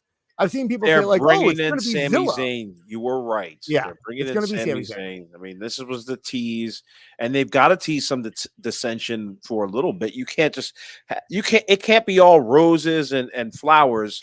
You know, he's not family, right? Like he's not family, so he doesn't have to forgive these guys the same way Jay did. You know, right? Or not, like I said, not even forgive. He just moved on, but he doesn't have to move on. He has a reason to, and I mean, he's not wrong. Look what they did to him. Yes, Max is wrapping his hand up in the headphone cable because that's what you do when you're a kid. We did that. You ever go to Nashville? Who, me? Yeah, no, Max. You ever go to Nashville? I think you would know. You never been to Nashville? Have you seen? So you haven't seen the Batman building? No, I have not. Every time they show that building, it reminds me of the Batman building. There's a building everyone calls it the Batman. So here's it's time for your snack break, Max. Max isn't a huge fan of women's wrestling. He's like, ooh, they've all got cooties. He just doesn't. He there are women that he likes. He likes. He's big. He's a big Rhea fan. Max Cornett. Max, who are your favorite women wrestlers? Max, who are your favorite? What are your favorite? Max, answer my question. Favorite women wrestlers? Can I get an interview or something? Yes. Who are they? Name one. She's not in here anymore. Becky Lynch. Becky Lynch. He does like Becky Lynch too, and she'll be back. Becky Lynch is coming back. You sure she's not going to AEW? I mean, you think so she can play twinsies with Jamie Hayter? Yeah, really. They already lost in the sauce by the third show. I like Jamie Hayter. I don't understand why they're having her do Becky Lynch cosplay. It makes that's something new. That whole AEW trend now where their guys just look like WWE wrestlers. That's a brand new thing and it just happened last week. Like you had Drew. You had Lance Hoyt dressed up like Drew. You had Jamie Hayter as Becky Lynch. Who was the other one? Kyle Fletcher, I think, looked like something. But I don't really understand why they would just put themselves. That's obvious that you're doing it. That feels so TNA, right? Right. Yeah. And I don't know. TNA was better. But what are you gonna do? Were you ever a big TNA fan? Who? Me? The hell no. Not really. No. And don't try the same joke twice. Yeah, I wasn't a big TNA fan only because it didn't jive with my schedule at that time, and that truly is the only reason. Like I was, when did that show come on? I can't even remember, but yeah, this was when I was like a foreman, and I had to be on call like 24 hours a goddamn day. So it was real tough for me to watch almost any wrestling at that time. When did TNA started in like 2003, 2004? Right. It was Okay. NWA TNA, and they did their Wednesday night pay-per-views, which I ordered every one from day one. We were the only ones I didn't order were the ones that I went to, because Nashville was only about an 8-hour drive. Gotcha. So I was very into TNA, and TNA was at its best when it wasn't trying to be WWE. And I think everyone kind of agrees to that. Which makes it weird that they're doing stuff like putting the titles on the Hardy Boys and Dolph right now. The only way I see that makes sense, because I do think there's an interesting thing to do where you can have the Hardys versus Motor City Machine Guns, with the Hardys as the TNA champions and the Machine Guns as WWE champions. Like, there's a cool little role reversal there. Right. But number one, it's not a dream match. They've had that match like 20 times in TNA. And number two, the Hardys are ridiculously old and shouldn't be in the ring anymore. And Dolph having the time, it feels very much like it used to, where they would immediately push WWE guys as soon as they got there. Right. And speaking of immediately pushing WWE guys as soon as they got there, how about Bobby Lashley main eventing or being the end of Dynamite instead of the Neo Moxleys or the Elite or any of the other top guys that they've been pushing recently? Which, by the way, Bobby Lashley did not get the same rollout that CM Punk, Bryan Danielson, Will Ospreay, and what's his name? Okada. Those guys, look at the rollouts they got, and then look at the rollout Bobby Lashley got. They didn't rename the show for Bobby Lashley. They didn't tease Bobby Lashley. I mean, they didn't have Tony Khan coming out saying the biggest signing in the history of AEW. They didn't do any of that. I hope it's a new direction, but I do notice a difference between Bobby Lashley and those other guys. Shout out Counselor. Right. There was a gentleman on the Twitter Spaces yesterday, and it opened my eyes to my whole Bobby Lashley introduction. Gentleman said, I believe it was Bill Bixby. Shout out Bill Bixby. On Julian Weeks' Spaces, he said that, why would MVP make a phone call to Bobby Lashley, who's watching all of this in the back? Yeah. And by the way, as MVP was making that phone call, this is on Dynamite, as MVP was making this phone call to Bobby Lashley, did you notice the announcers stepped all over him? He was trying to talk on the phone. They were trying to show a camera shot of MVP on the phone, and Tony Schiavone and Excalibur would not shut up about, like, that's where you let the moment breathe. That's where you let MVP talk. Let's hear what he's got to say. But they stepped all over that whole thing. Excalibur is literally incapable of not stepping all over something. Dude, last week he said no. It was this past Dynamite. Yeah, I know what you're talking about. Yeah, you know, when Wheeler Yuta, when they baited Orange Cassidy to come out, Wheeler Yuta, Excalibur said some dumb shit like, I can't believe that John Moxley was about to sacrifice Wheeler Yuta to get Orange Cassidy out here. And I was just like, no, you dope. It was a bait and switch. Moxley wasn't planning on actually hitting Wheeler Yuta. He's an idiot. Excalibur is the worst. Yeah, I thought you were telling the story. He was in an interview recently, and he said that during when they started playing Bryan Danielson's Final Countdown, Tony was in the mic or on his headset yelling at him to shut up because he didn't want him talking during the song. Right. And personally, I think they should do that more often. I usually not one for owners screaming into headsets. Although, to be fair, he didn't say it was Tony Khan. It could have been anybody. It could have been Mercedes. That's probably who it was. It was probably Mercedes. Right. I don't think Tony Khan is smart enough to do that. But we do have another super chat, and it is related. Jamie Hayter is a Punk fan, and she is paying the price. That is from Alejandro Melendez for $1.99. Wow. That's very possible. There's possible. It's an actuality, bro. We've seen this too much stuff. We've seen this too many times from Tony Khan. Yeah, the only known CM Punk ally, I guess I'll call it, that didn't really get punished too much, I think, are FTR. Although I guess they did get punished for the first like 6 months Right. after CM Punk left until Edge came in. And then once Edge came in, he was Edge's boys. They were Edge's boys. But yeah, I mean, you saw it with Ricky Starks. You saw it with, I guess this is Jamie Hayter's penance. Britt Baker seemed close to Punk, and she has not been nearly as big of a part of the show as she used to be. So, House of Black. They got downplayed for a long time too. That is interesting. That is interesting. Well, let's keep you guys up to date. The next match is the women's 4-way, and I must say, I hope Max's ears are covered, so I'll keep it clean. But holy cow, Jakara and Legend look like two snacks, boy. I tell you, I've never seen. They've got some cheeks on them. That's all I'm gonna say. Now we're gonna see the entrance of Bianca Belair and Jade, my woman Jade Cargill. My favorite tag team in this is Chelsea and Piper, because Chelsea Green is a national treasure in Canada because she's not American, and I think she's very entertaining. We have a constant conversation going about them dressing Piper horribly for her size.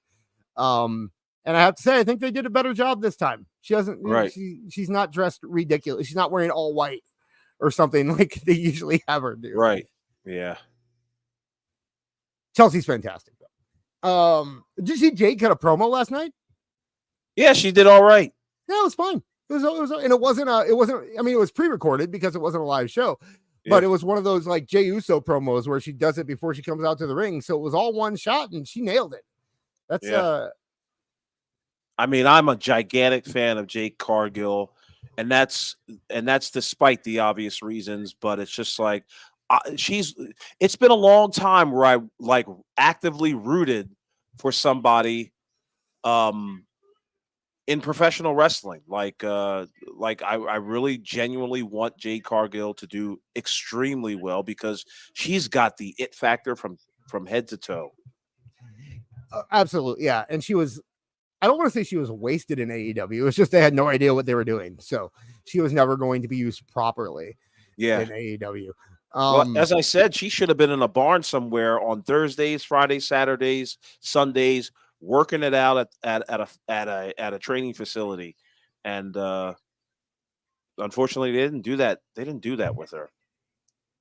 Yeah, she still does have issues, right? Like you can still see that she needs work every once in a while, but when you're traveling around the world with Bianca and you have her to help you, and they're legit, you can tell they're legitimately friends too, which helps out a lot. But yeah, like that story always, like with the story about when she was scheduled to do a chair shot and she had never done a chair shot, and she could only find one person who would help her, and that person was Bryan Danielson, of course, because despite our negative feelings about Bryan Danielson, he's the nicest guy in the world, probably.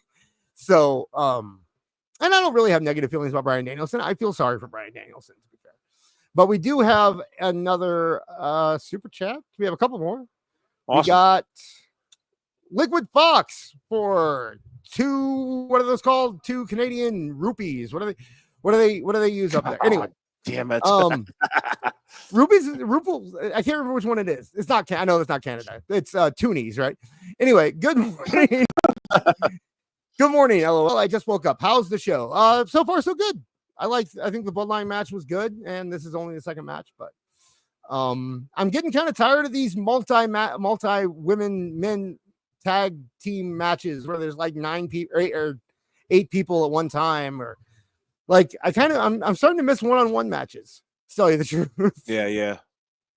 These are. By the way, if you haven't already, hit that like button. Yes. Tell your friends to tell a friend that we are live watching Crown Jewel together. And we got another one from Alejandro Melendez for $1.99. She said, "Anyone not taking Punk's advice is dumb." Well, yeah. Yeah, I'd say. Right. I'd say. He's right. Were you a Punk fan? Are you a Punk fan? I'll tell you what. Let me tell you something. When the man came back, and this is credit to AEW,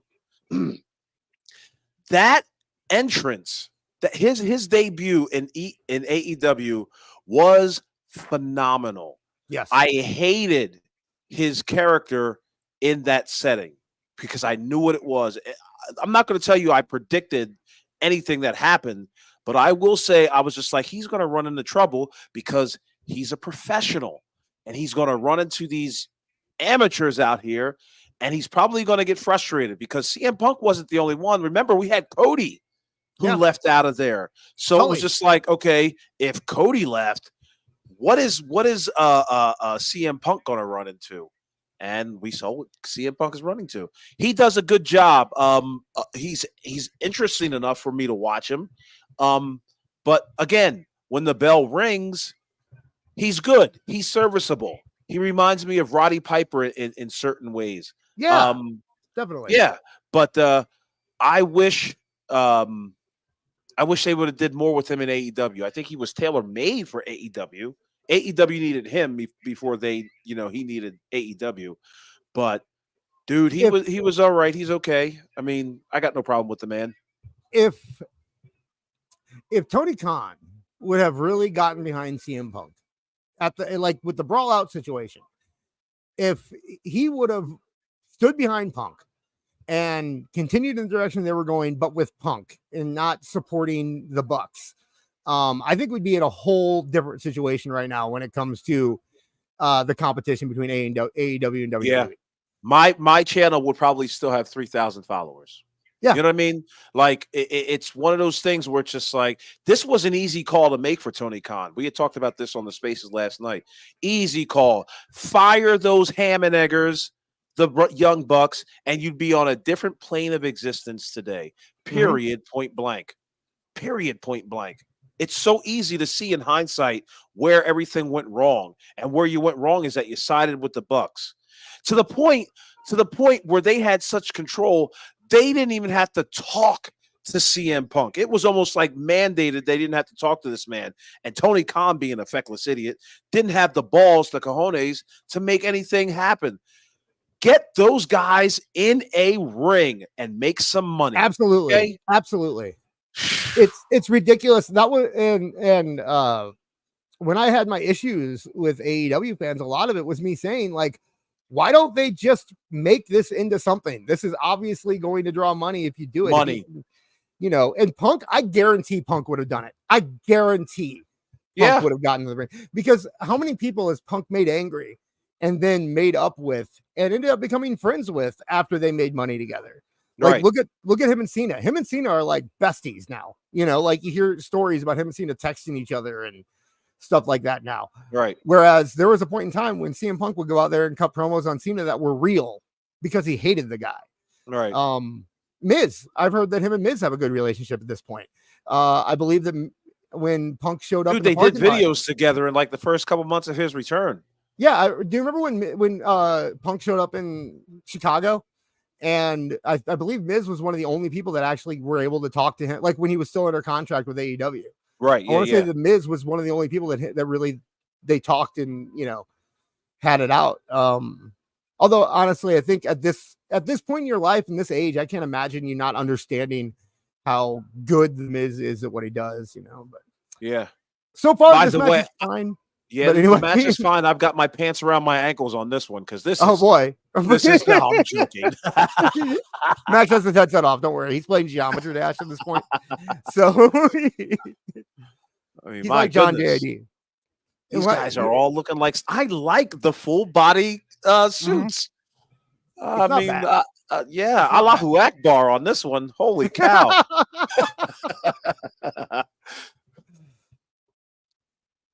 It's and it's a fun match, but it's all noise at this point. Like, I just EO had a little slip up there, or is that? I can't. Oh, it's kind. Don't even try to say. Don't even say it. Oh no, it was EO. I was right the first time. Okay. Anyway, yeah, these multi-woman, multi-man matches just kind of become noise at some point, and it sucks because they used to feel special, Yeah. But like, man, remember the ECW three-way dances, or the triple threats that they used to have, and do you remember the time that they had Sandman? I can't remember who else was in the match. They had two matches happen simultaneously, and the winner of No. one match went into the other match in ECW. Do you remember that? I think it was. I think Sandman and Just Incredible were involved in it. Interesting. I do not remember that. Yeah, it was cool, but like they used to be fun, and I think it helped maybe if more of these were elimination or they did something to mix it up. Yeah, Because the idea, because like it's hard to believe right now. This match is no DQ. It has to be because it's not elimination, right? Right. So why aren't they just beating each other with chairs at this point? Like it's no DQ. You don't want to do that. You don't want to do that, bro. You don't want to do that. Now you're doing AEW stuff at that. No. I'm saying, but I'm talking from a realistic point of view. If the match is no DQ, why wouldn't you do that? I'm not saying that I want to see it.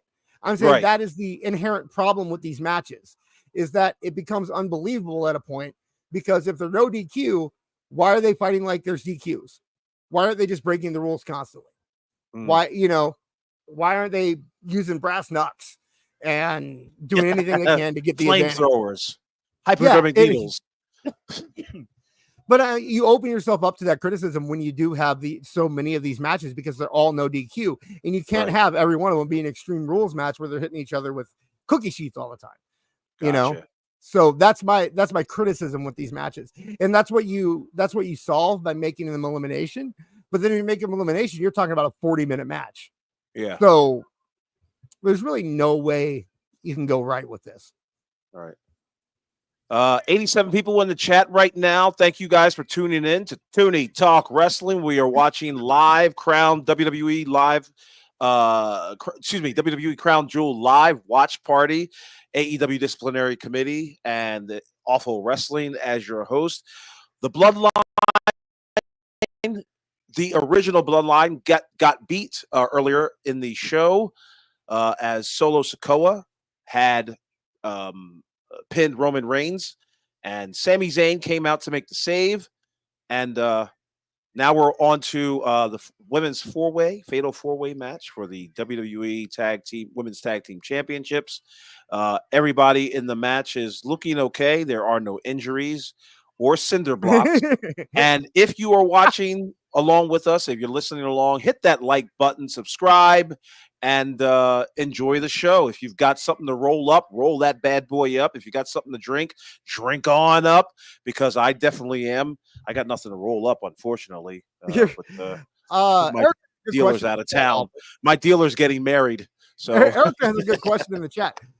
Who's legal right now? Right.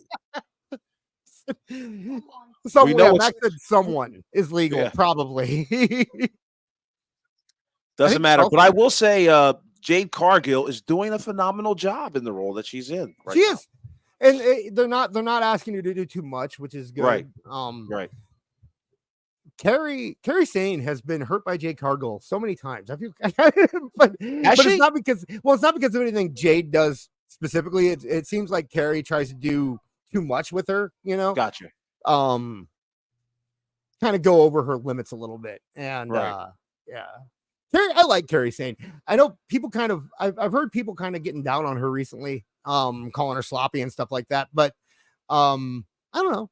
She wrestles a very interesting style. It's more it's almost like she's a brawling high flyer, right? Does that make sense? Like, yeah, she still thinks she's in Japan, right? Yeah, but in a definitely a toned down way. She's not breaking people's necks and that kind of stuff.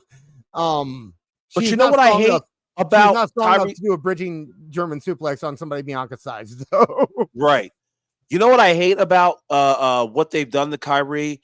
I miss that insane elbow. She doesn't do it as great as she used to. Oh my goodness, great tag team tandem action by Lash Legend and Jakara Jackson. There's a lot of good double team work in this match. Yeah. From Damage Control and the NXT girls specifically. And it's something I'd like to see more of in general. That's one thing that makes the Guns stand out over on SmackDown when you watch their matches. You see a lot of, beat downs and 2-on-1 stuff in matches, but you don't see a lot of double team stuff anymore. Maybe one or two in a tag match. So it's nice when you see teams that really build themselves around doing that. It's one of the things that I liked about the Rave girls on Raw for a while, until they made me angry because they're so generic, but and also I hate their gimmick. Why can't they just be the girl rockers? They should just be the girl rockers. What's so hard about being the girl rockers? Nah, Okay, you so don't want to do that. Our legal people are Piper and Jade, it appears. And how do we know? I saw Piper get tagged in. Jade Cargill with Piper never on the shoulders. Doomsday device from the top. Bianca Belair going for the cover. 1, 2, and 3. And this match is over. Wow. Good end to the match. Yeah. Piper selling like a champ. Jade showing that she is insanely strong. And by the way, it's nice to see Jade kind of lay back, not have to do her. Oh, they couldn't do Jade's pin in Saudi Arabia, could they? Oh, I guess not. Yeah. I don't think they would appreciate they'd stone her in the town square if that happened.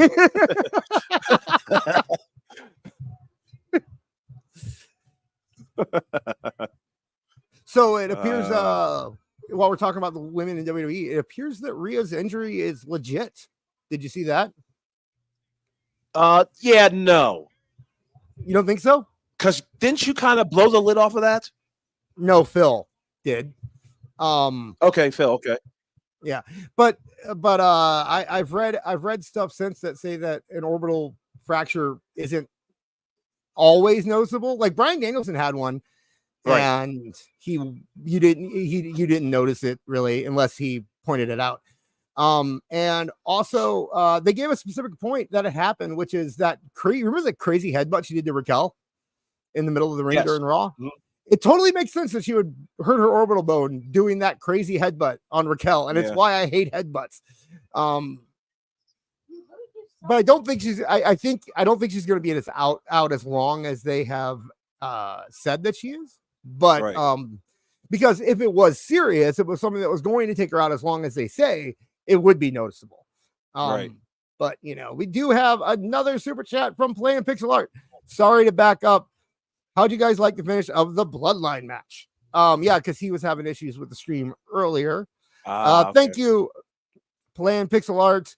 So I thought it was awful set. You go off. I'm not gonna. You're here. You can tell them what you said. Yeah, I thought the match was good. It's as I said before. Like when you watch these Bloodline matches, you're almost anticipating the end of the match.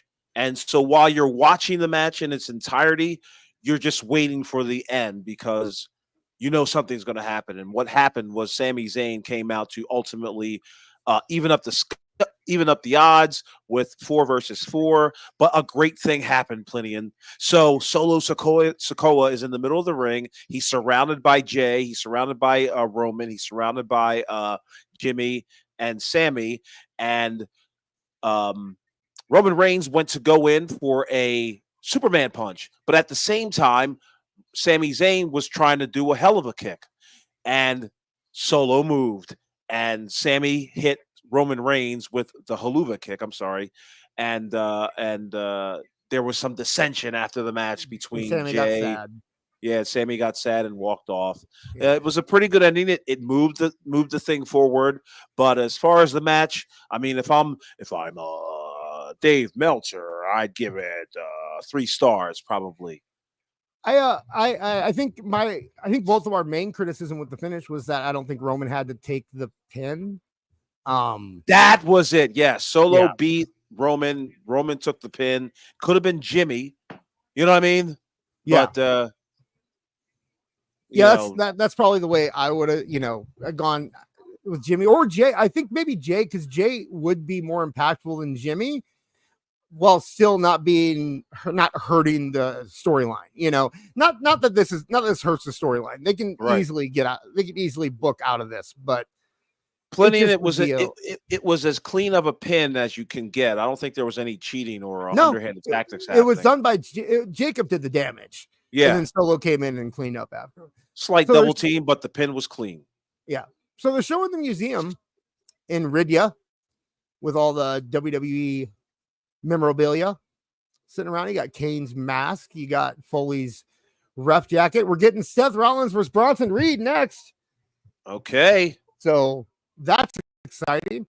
What do you think about the? A lot of people are really hot about the Hall of Fame possibly being in radio. I think the Hall of Fame is going to be. I think a lot of places are going to have Hall of Fames. I don't think it's going to be in one place. I think you're going to get a Hall of Fame there. I think you're going to get one in New York. I think it's going to be more of a tourist destination or a part of some kind of WWE experience that they set up somewhere permanently. That'd be my guess. I think that this is more of a pilot program to see how this thing works. But we'll see. Hey, guess who showed up? Guess who's here? Hi, Neckbeard. I will not participate in this blood money event. Of course, Evil Dis would wanted to watch along. I was told I had to do this. Yeah. So, hey, I got to get something to clear my throat. Max, can you talk to Awful for a minute? Okay, Max is going to talk to Awful. Awful, ask him questions. You can have him ask him about wrestling. I don't know. Well, Max, what's your favorite wrestling match? I answered this before on Chaintown TV, I think. It was Kevin Owens and Randy Orton versus Hongans. Like, that's one of them. Okay. All right. What'd you think of George Hackenschmidt versus Carl Gotch? I don't know that match. Oh, you don't know? Okay. I was around when I saw that, and let me tell you a story, young man. No, I'm joking. But yeah, those were one of the original wrestlers from way back in the 30s. So I don't expect you to know who those guys are. But one of my favorite wrestling matches of all time, one match, a few matches that I could watch, like if it was in the middle of the match, kind of like a movie. If it was in the middle of the match, I'd stop everything I was doing to watch it. I love the Ultimate Warrior versus Randy Macho Man Savage at WrestleMania 7. That match, to me, is just like, that's professional wrestling personified. Of course, there's a couple other matches, but that's one of those matches where I can watch all the time, every time. And if you haven't done so, please take some time out. It had everything going for it. It had drama. It had impactfulness. It was a hard-hitting match. There was hatred. There was love. It had it all. So that's one of my favorite matches. But before we move on, Max, I do want to tell everybody, we've got a lot of people in the chat. I'm asking you to do just one thing, and that's just smash that like button. Let everybody know that you appreciate the content that we put out. And I hope you guys are enjoying watching the program along with us, me and AEW Disciplinary Committee. We want to congratulate Marv on his wedding. We hope that he does not have a second one.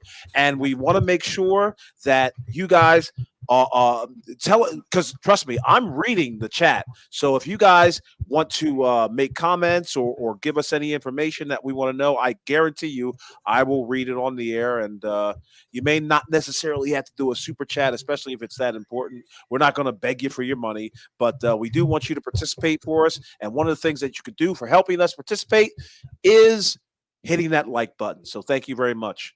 But yeah, Max, what's the worst match you've ever seen? I don't know. But wait, I do have one thing. I've been trying to sell this debate with somebody. Which one do you think is more inspiring to wrestlers? WrestleMania 3, Hulk Hogan and Andre the Giant, or WrestleMania 40, Cody Rhodes and Roman Reigns? That's an interesting question, young man. Now, see, I was already 5 years into watching wrestling when WrestleMania 3 happened. And the simple fact that there was a gigantic crowd for WrestleMania 3, you had two of the biggest personalities in Andre the Giant and Hulk Hogan. And it's the match that really, really put the WWF on the map.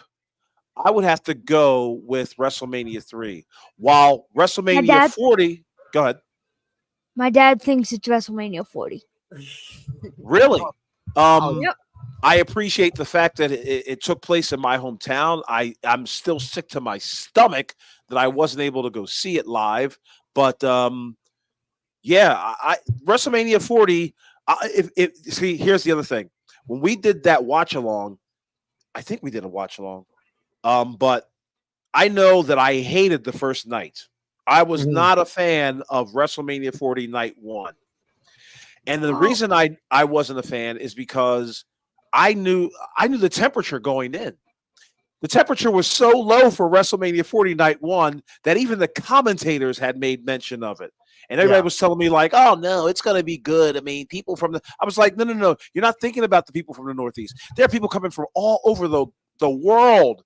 They are not really interested in having 52-degree weather at the financial field. So I knew that was going to be a big sticking point for night 1. Night 2, more than made up for it. Fair. I mean, night 2, Cody Rhodes and Roman Reigns. And that's kind of big for me to say. It was a better match than WrestleMania 3. Yes, definitely. And it was kind of big for me to say, but I don't think that's a real match. It's not a match. Hot take. What do you mean it's not a real match?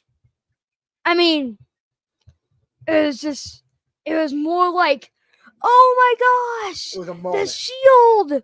Oh my gosh, not only the Shield is here, but the Undertaker's here. Oh, okay. So I get what he's saying. You can't judge it as a match because it's more of a series of moments than a match. He finished the story. So that makes sense. It's like the end of Avengers Endgame. Yeah, there you go. By the way, we are on to Seth versus Bronson Reed right now, and they are not wasting time. No, they're not. Seth did not do his. I mean, he did a little bit of the dancing, but we are definitely seeing a more serious Seth Rollins since he came back. And he did not let Bronson Reed make his way out. Instead, he attacked him halfway up the ramp. So going back to what Max was saying, yeah, I did say that I think that the Roman versus Cody match was more inspiring for wrestlers. And it's because I think when wrestlers look at WrestleMania 3, especially at the time, they looked and said that, wow, look what wrestling can be, right? But no one looked at Hulk Hogan and said, look what I can achieve. And I think for wrestlers individually, the idea of Cody Rhodes having what he went through, his whole story, the story of his father, I think it's more inspiring for wrestlers on an individual basis to say, if Cody Rhodes can do it, who's to say I can't? And that was kind of my point there. Right. But we're gonna good old-fashioned brawl here with this. WrestleMania 3 basically said you can do anything.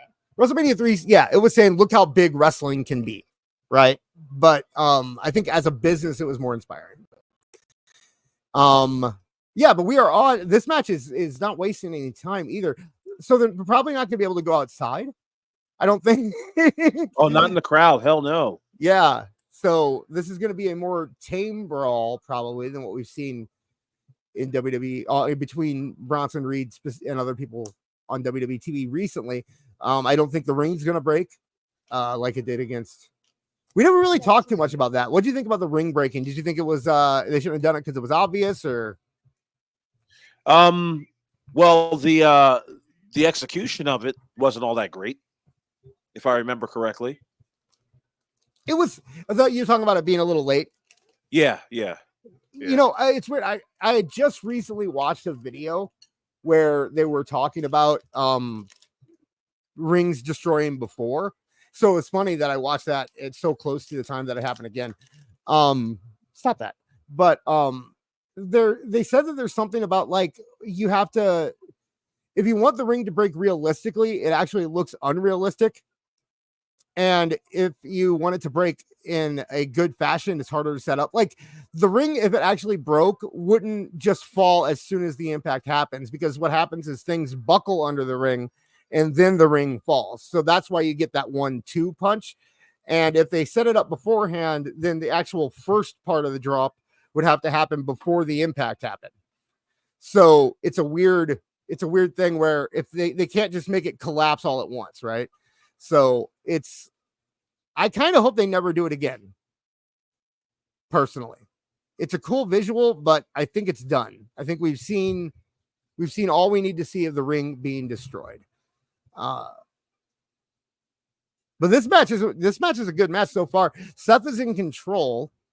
It just started, by the way, because while it took a long time for the bell to actually ring on this match, and Seth is in control right now. It's always weird to me. You have to go back and remember that it's Seth Rollins, and they're pushing him like Seth Rollins, because seeing him, be competitive with a guy that looks like Bronson Reed, still a little weird, but it's WWE stuff. Max wants the microphone. So real quickly, I'm just gonna take a break from the show. Max is gonna eat candy. So he's gonna, and I think so. He's gonna go eat some candy. Mike Rome. Chat's complaining about Mike Rome. No, they're not. They're just saying that he's there. Yeah, he did the Saudi Arabia show last time too. Makes you think.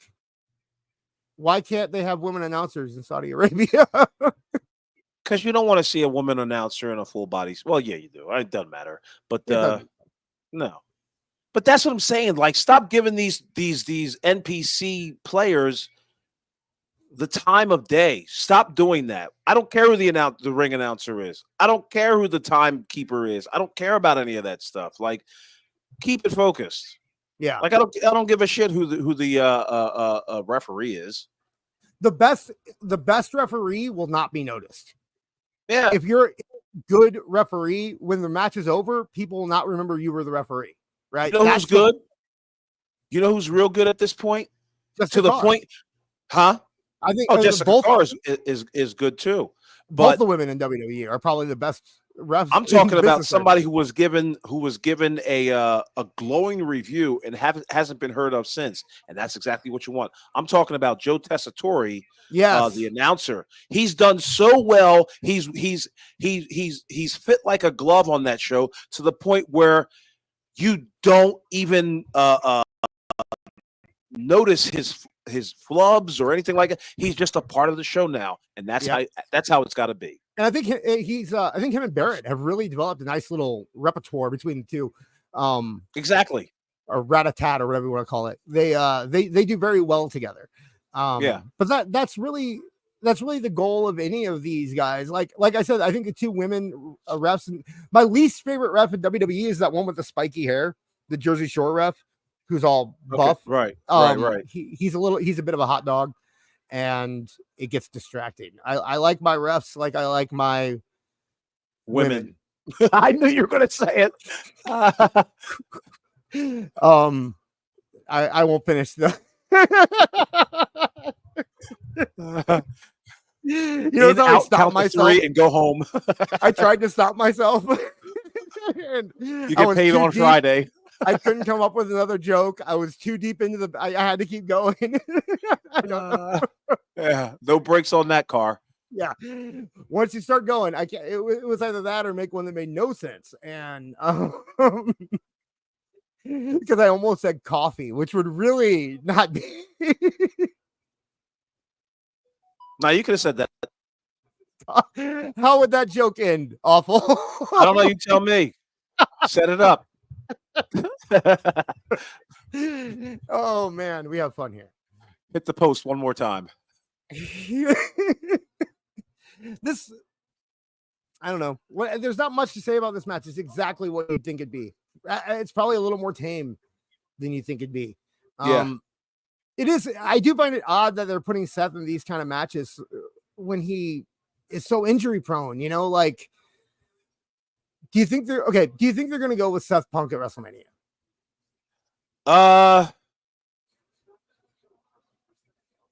Yeah, I guess they should. But again, how do we get there? It's all about how we get to these places is the big thing. It can't just be like, hey, remember that thing from remember that promo we cut a year and a half ago on each other, and then we both got injured. Like, no. They teased it as soon as like the first thing Seth did was interrupt Punk, as Punk was saying, like, I'm taking a break, and then Seth interrupted him, and he kind of smiled and waved to him, and like it was very similar to the Cody Roman stare down that we had last November. Right. So they're keeping it in people's minds, and Seth every once in a while will bring up something about CM. Like, that's the thing about Seth, is that every time he tries to bring up CM Punk, something else happens. Like he tried to Right. bring up CM Punk, and Bronson Reed came out and beat him up, Right. so they're keeping it alive. I'm assuming that's what we're gonna get at WrestleMania. There's a lot of different ways they can go, especially when you throw John Cena in there. Right. Yeah. Like, what are you gonna do? Are you gonna have him fight for the title? Are you gonna? How about that? Did you just allude that CM Punk could be facing John Cena?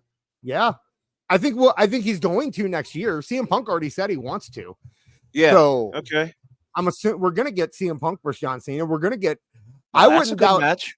I wouldn't doubt. I think the last feud that John Cena is gonna have is gonna involve him and Randy Orton racing for 17. That's what I think Cena's last feud is going to be. Where I think Orton's going to get 2 more title reigns, and I think we're going to see a situation where either Cena or Orton are going to break the record. I really hope they don't bring Flair in. What is it, Max?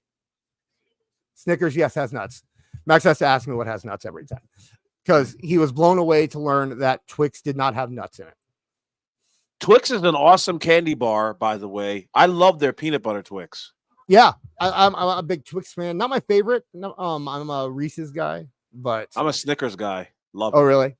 So Yeah. we got did I do Liquid Fox? I did Liquid Fox. So we have one more super chat here from Andre Adams for $1.99. Testator used to call boxing with Teddy Atlas. Okay. So he knows what he's doing out there. Yeah, you can tell he's got. There was a little bit of him having to do the Mike Adamle where he was kind of learning people's names, right? Getting accommodated with the storylines. I believe him and Bubba had a flub on the pre-show today where neither of them could remember NXT wrestler's name. That's a very, very funny clip going around where Bully Ray he says, "Oh, and then they had that run-in from who was it? I can't. This was during the pre-show, and he's looking around, going, "Who was that they were trying that they brought in? Who came? He couldn't remember the girl's name." And then Testator had to be like, "And then this," like he just moved on because he didn't know the name either. Jeez. Yeah, against all odds, there is a peanut butter Twix. Good luck finding it. I don't know if it's discontinued or if it's like some seasonal thing, but it's a red wrapper. And oh my God, it's heaven in candy. I'm a peanut butter boy. So am I. I appreciate anything peanut butter. I think my favorite peanut butter thing though is a Reese's Fast Break. Those little candy bars dude, I can't do those. Really? You know what? The texture is not good for me. Like they got some nougat. Fall apart. Yeah, because they got some nougat in there. Yeah, I'm not a big fan. Okay, I just think you like to say nougat. I do like to say nougat. It's fun. But yeah, I use a soft A though. And look at JPS for $5. Unless Cena turns heel, and even then, I'm not interested in Cena's retirement tour. Retire and go away already. Nah. I mean, you're welcome to have that opinion, and I get it. But Cena can't turn heel, man. You can't turn Cena heel at this point. Like maybe. No, you can't. Sadly, he's too inspirational for too many people. And you don't want to bust that groove. I can see, and that's the thing that's why I was always kind of like of two minds with the people booing Cena. It's because like at that time, that was when he was going heavy with the Make-A-Wish stuff. Right. And now I think Roman has proved that you can do heels on Make-A-Wish, but I don't think he could have in 2012. It was a different environment, and I think Cena turning heel would have broken kids' hearts, right? Like Hogan was able to turn heel because the people that he was inspiring to were grown up.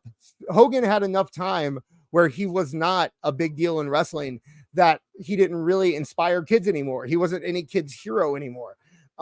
John Cena was being the kid's hero until the day he left, and he's done it every time since he came back.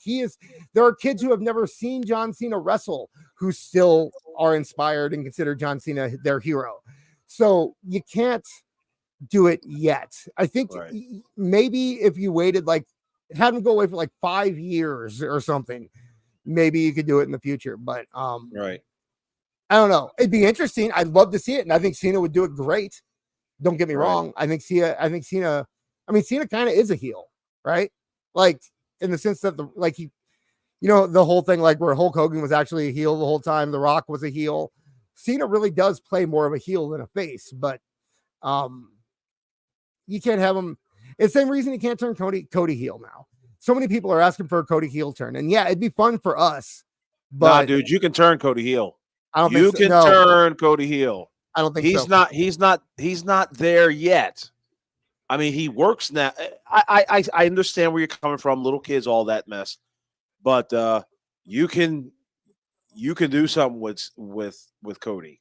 I think if play your cards right. If you want to turn Cody heel, that's fine. You better have somebody who's more Cody than Cody waiting right behind him to fill that spot. And they don't. There's nobody in that company who can do that right now. I know people like LA Knight. LA Knight is not a guy who's going to be able to do the Cody stuff.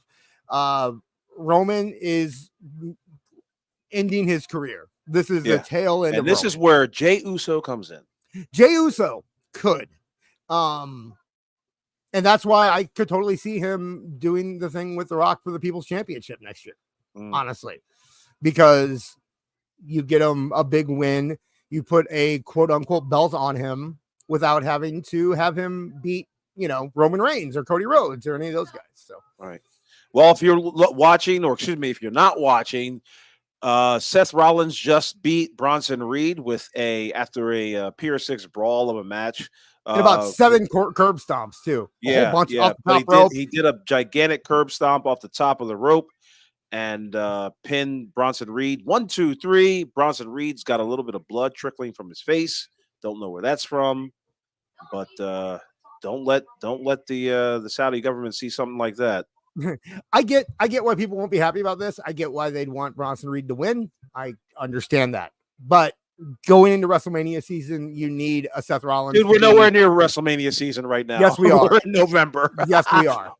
It is in WWE's mind. This is the beginning. Survivor Series is the beginning of WrestleMania season. Yes. So you can't. Especially you when should have put Bronson over. You should have put Bronson over. If you're going to put Bronson over, he should have been against Seth. You should, if you want to put him over, have him beat someone a little bit lower, like I don't know, Truth, or there's other people that he can beat. I don't think you can have Seth lose this match, especially if you're building to something like Seth and CM Punk. At least not cleanly. If you wanted to do a big blow up, personally, I don't think this match should have had a finish. I think the best way to do it would be. There's no reason, like, this isn't a blood feud that people have been begging for months for a finish to. This is a cleanup match that they need to do to clean up. Got a nice little gash. He's got a nice little Bronson Reed's got a nice little gash over his I thought you were gonna say thigh gap. I thought you were turning into Erica No. Okay. There was something Axiom. Yeah, Axiom from NXT is in our chat. I don't know if you've noticed that. Awesome. So you can go tweet that out if you want. Max, it's not really Axiom. I mean, it might be. I guess I don't know that it's not really Axiom. Oh, God. Do we know it's not Axiom? I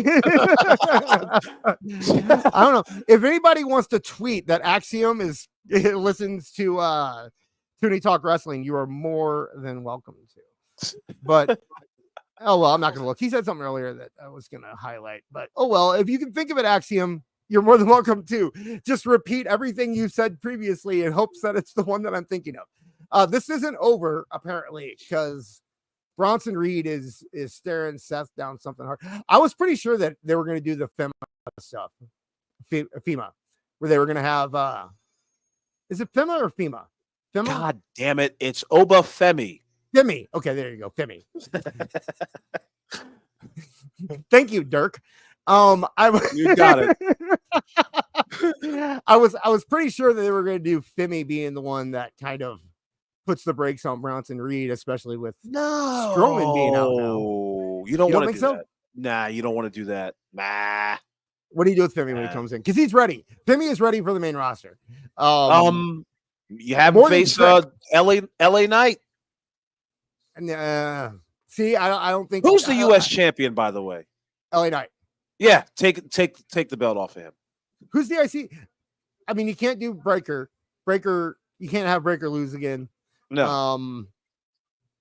Yeah, I mean, if you want to put a title on him, I guess. I don't. Does he? He doesn't need a title though, really. Like, no, he doesn't. But you want to, if you want to have him have a great impact, you have him face somebody like who is a champion. You know, I guess somebody we should, like an LA Knight. I guess we should highlight. We haven't said it in a while. I did the wrong one. Where did that go? There it is. Castle Helford asks, "Is Marvin dead or disposed?" Marvin is getting married. We should probably mention that more often for people who are just tuning in. Right. Marvin is not here. He is getting married today. He will also not be here Tuesday for the show. But we have a little something special planned for you guys then. So it'll be worth tuning in on Tuesday, I assure you. Get away from election coverage. Last thing, you know, will be the alternative to election coverage. If you want to just get away and not have to worry about it, then that's where you go. Right now, we are getting ready for Liv Morgan versus Nia Jax for the WWE Crown Jewel Championship. They should probably specify that it's the Crown Jewel or Women's Crown Jewel Championship. If you don't know who you're voting for on Tuesday, you can just write in awful wrestling. Yeah, awful. You can. That's a good idea. If you're if you're on the fence. I'm doing what I do every year, and I'm writing in Bob Backlund. So there you have it. There you have it. Although now, I do want to make mention, I'm going to break the fourth wall here for the first time ever. Okay. Psych. But what I do want to say is, like, I'm very interested in this election, and the fact that I've got to work Toonie Talk Wrestling on Tuesday is not. It's not the greatest for me. Bro, you're not going to know who wins till December, so don't. And that's the last political comment we're going to make today. All right. Okay. Man, I've been censored. I'm playing the part of Marv, you know. Yes, I see. Man, my feed cut out for a second, but it's back on. So hopefully we stay strong for this exciting Liv versus Nia Jax. So do you think we see Tiffy cash in? No, don't do that. Don't do that here in Riyadh. You save that for a crowd who's hot for it. Now, I'm not saying that the Saudi crowd is not hot for it. They're already hot. You know, I mean, it's 100 some odd degrees out there. But nah, keep it.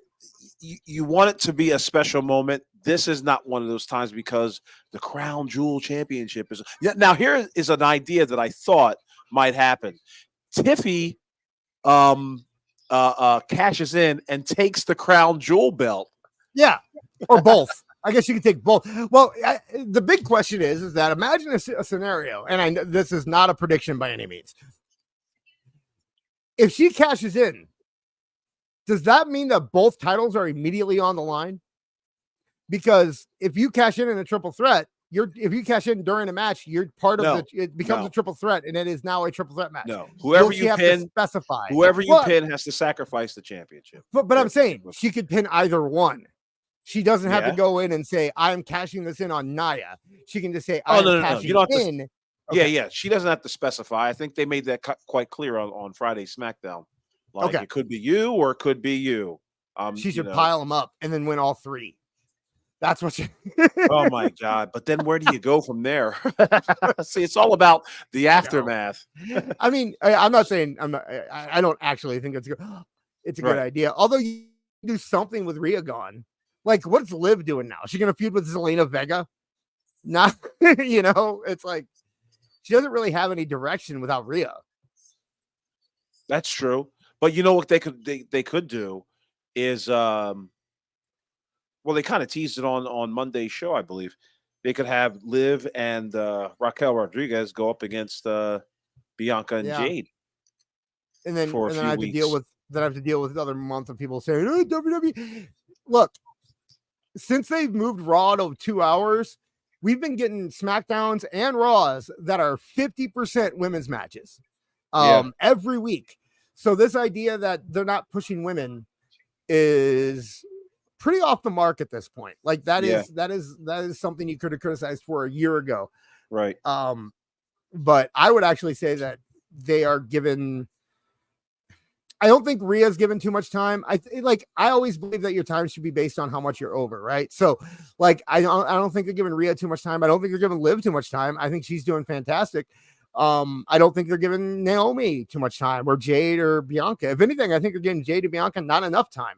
The problem really is, and I did not expect to say this when they started doing 2-hour Raws, but it's just not enough time for the amount of people they have on that roster. It's just not. They built a roster for a 3-hour show. You know what's even a bigger issue?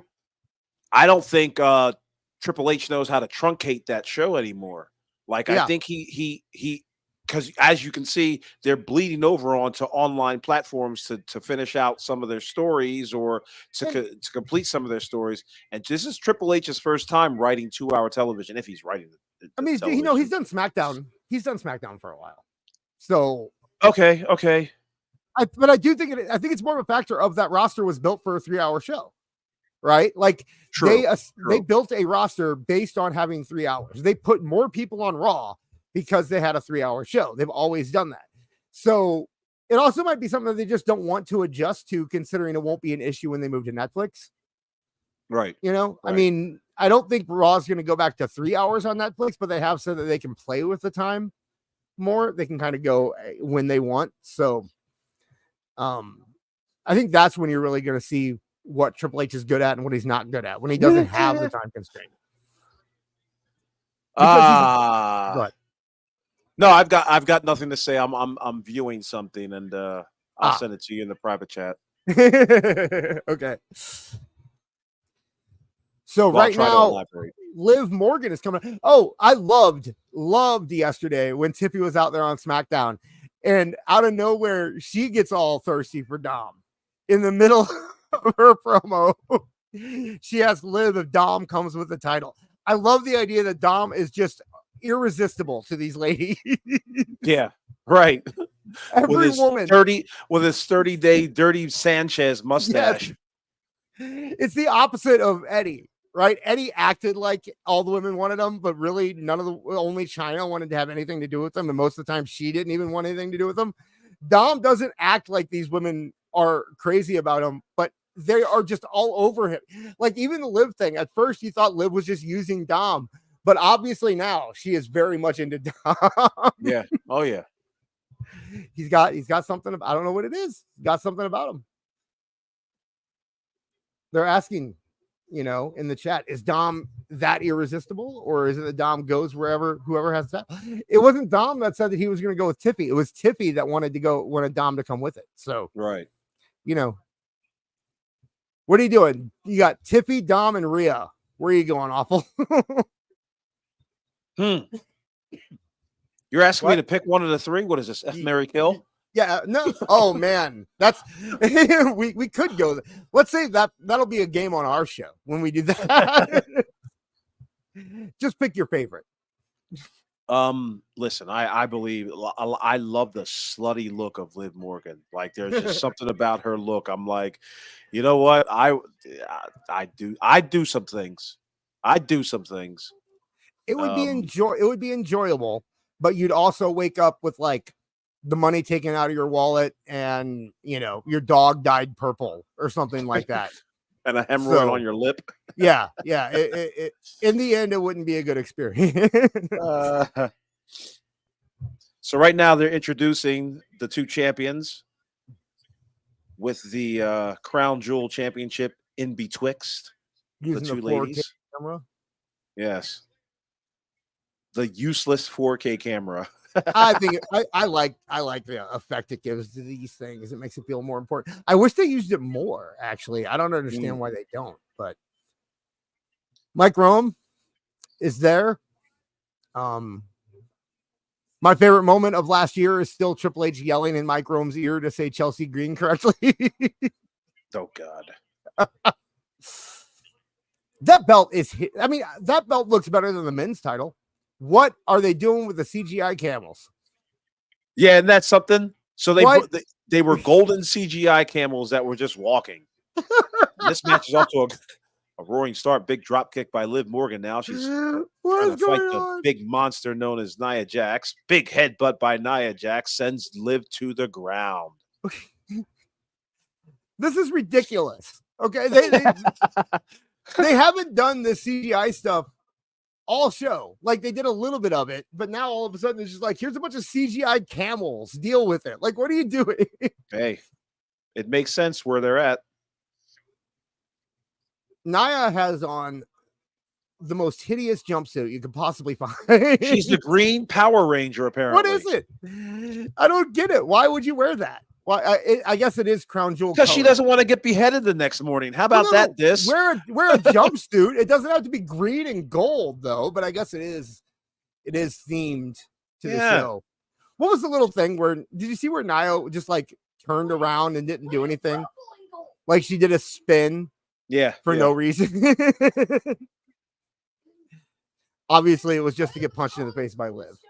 There are the colors to the show. I don't know. Oh, no, it's not pink. It's green and it's gold. And that's the color of the show. You sure it's not blue and white?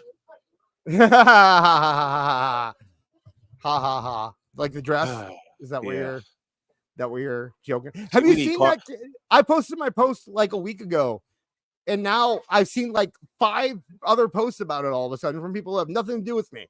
I don't know if it's something that people post about regularly. I'm just getting it because it's in my feed now because I posted about it, or if I started a trend. But oh, for God's sake, stop giving yourself so much credit. I enjoy the credit. I'll give myself more credit. Except this isn't really credit. I got myself in trouble last night with Anthony Bowens, whatever. Can you put that up on the screen at all? I mean, I probably could. I don't know if I want to. No, I can't. Give me a second. Yeah, I don't know if people saw it, but we will go.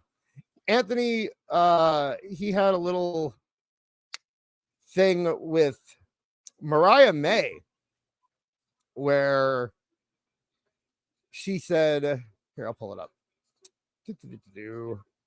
Okay, we'll go to StreamYard. We'll go to present.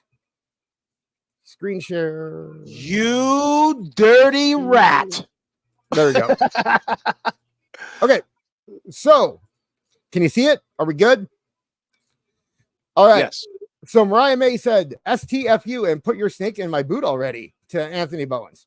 And he said, it's already in Andy's. I'm sorry. So he said that. And then I decided to post, we here at the AEW Disciplinary Committee would like to announce that we are fining Anthony Bowens $25 for putting his quote-unquote snake in a fictional child's quote-unquote boot. I guess we are cool with that in AEW. And you can go here and see that. Nope, that's me. I guess you can't just look it up anymore. Anyway, he posted it and said, come on, dude. Andy would be like 36 now. And my response to it was, it's only $25. Just delete it when Toy Story 5 comes out. So that was my interaction with them. But as you can see, because of that, or as you could have seen before I took it off, that post has 56,000 views.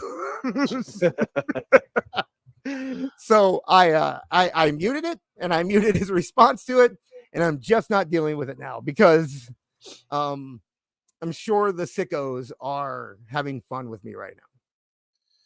Hey, somebody said I was pretty good at, surprisingly good at play-by-play. You are. I can see you doing it. We should go do one of Kev's shows one time. Yeah, definitely. Me and you. If you guys could, I'm going to use the bathroom. I should be back in 2 minutes. All right. Hopefully, I will. You know what I'll do? I'll hang out and talk to the chat.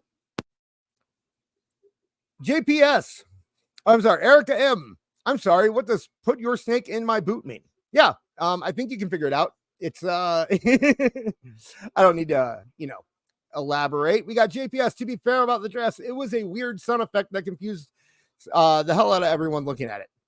I get it. I always saw black and blue.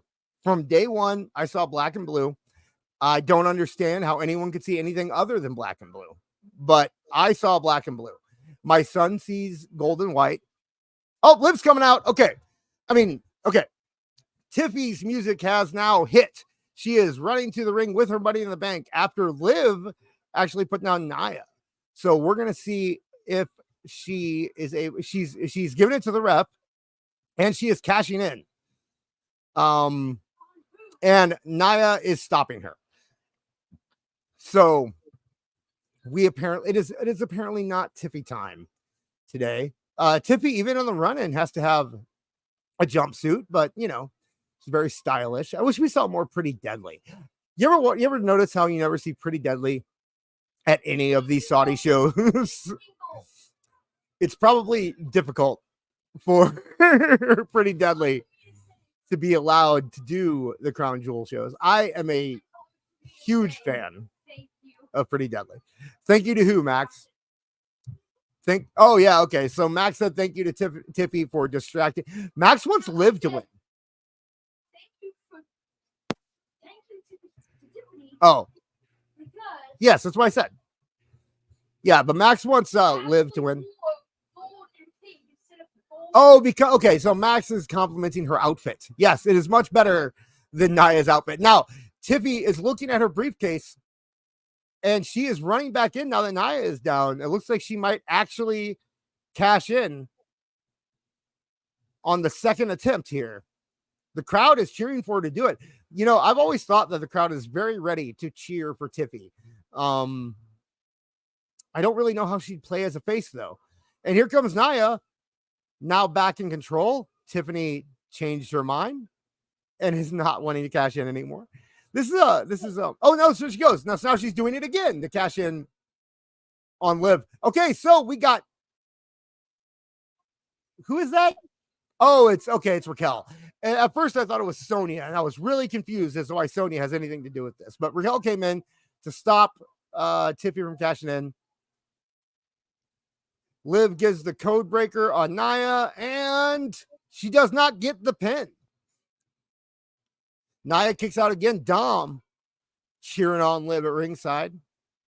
Nia looks pretty out of it. This would be a good time to cash in if she wanted to cash in on Nia. There is an interesting story to tell here where the opposite woman will obviously not want Tiffy to cash in, so she has to pick a time when everyone will be out. Raquel and Liv are now bullying Tiffy on the outside of the ring. Nia attacking them, but getting Tiffy down in the process. I keep hearing stuff from Awful. You there, Awful? I'm here. I'm back. There you go. You were probably ahead of me. Tiffy tried to cash in twice while you were gone. Oh yeah, so she's out there. Okay, yep, I'm watching the screen now. Yep, she tried. She was going to cash in when they were both down, and then Nia got up first and stopped her from doing it. And then wow, did the same thing again on the other side. Dom surprise ending, by the way. Dom trying to give the briefcase to somebody to Liv, and the ref stopped him. Raquel hit Nia, and yeah, I see where this is going. Yep. Liv 2 and 3. Liv Morgan there you have is it. Your first WWE Crown Jewel champion.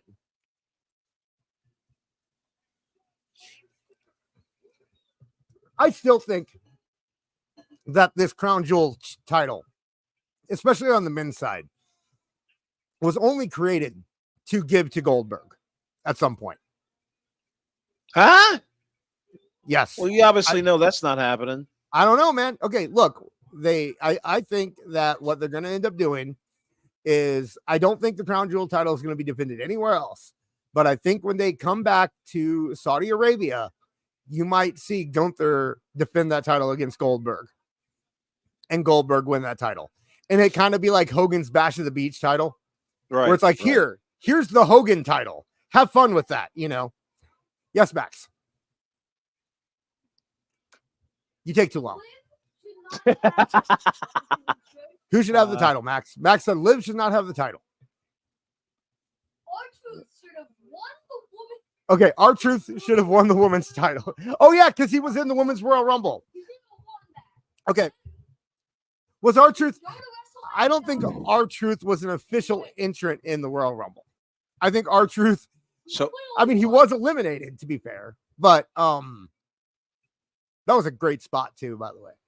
So Triple H is in the ring, congratulating Liv Morgan on the first ever Crown Jewel champion. She looks very emotional. I guess it's a happy moment for her. Say what you want about Liv, right? Like I was not before this run, I was not a big Liv Morgan fan, but very much like Dom, she has really proven herself with this run. She has a lot of character. She can have good matches. And she's a believable champion at this point, which is something that I did not think was possible. When she came back, yeah, she's a great chicken shit heel. Right. Yes. She's not afraid to be a heel. So many women are afraid to be heels, and men actually, that was more of a thing from about 3 years ago where men didn't want to be real heels, Right. But yeah, we're starting to see, like, it's her and Tiffy.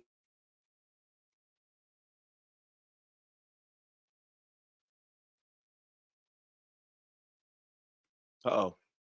Did I get cut off?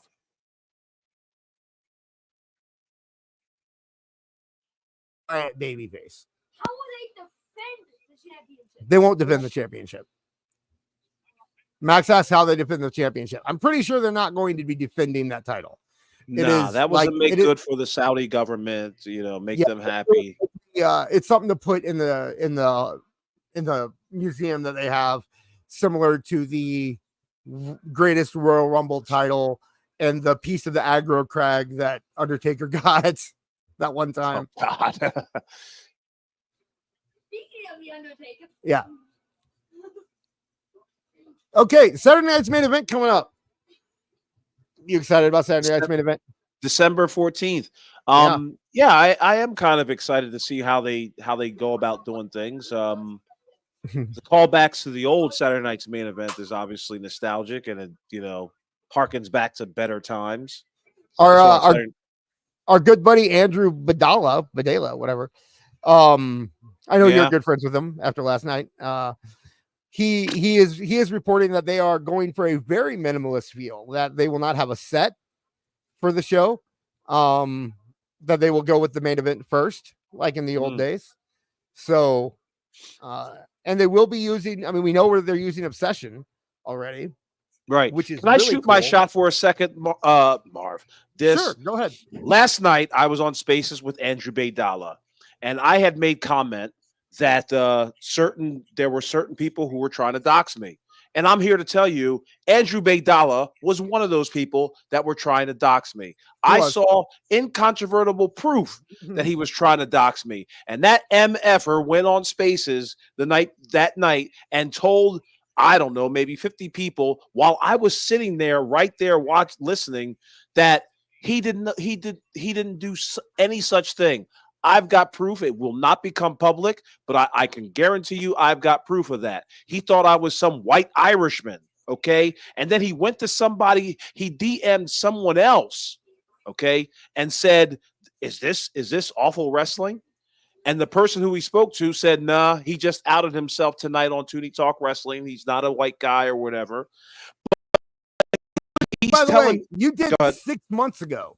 Like, you've been masked off for a while now. For a minute now. But, these knuckleheads don't pay attention. Anyway, he's trying to say that he was not trying to dox me. But had I been some white Irish dude, where do you think it would have gone? Let's get real. Yeah. That's what I'm talking about. Like, he was attempting to dox me because he was upset. I can't even remember what he was upset. He was just mad at me because I used his video against him on one of the ratings videos. And he went to somebody else because he thought I was a guy named Robert Zarp or whatever. And that person corrected the record after they showed. And that person came to me and was just like, hey, Andrew Baydala thinks you're this guy. So what do I do? Because I'm a goddamn man. I went right to Andrew Baydala on his DMs. Hey, man, listen, first off, I apologizing for using your videos, without your consent. I'll never do it again. In fact, I'll never mention your goddamn name again, except on this program right now in the context of telling a story.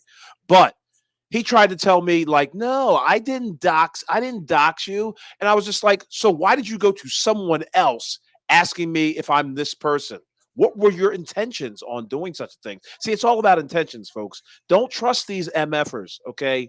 And I'm not trying to be, it's just the only reason I'm telling you this now is because I have a platform. Last night I was trying to get a word in when I was on the same spaces as he was, but he overtalked me. He got his points across or whatever, and then he bounced. And so I wasn't able to, you know, confront him on that particular statement. But it is nonetheless true.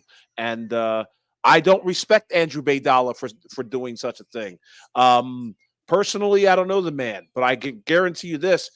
After this comment, I will never mention that gentleman again. But thank you for giving me the floor to at least get that out of my system. Oh no, it's totally fine. We go.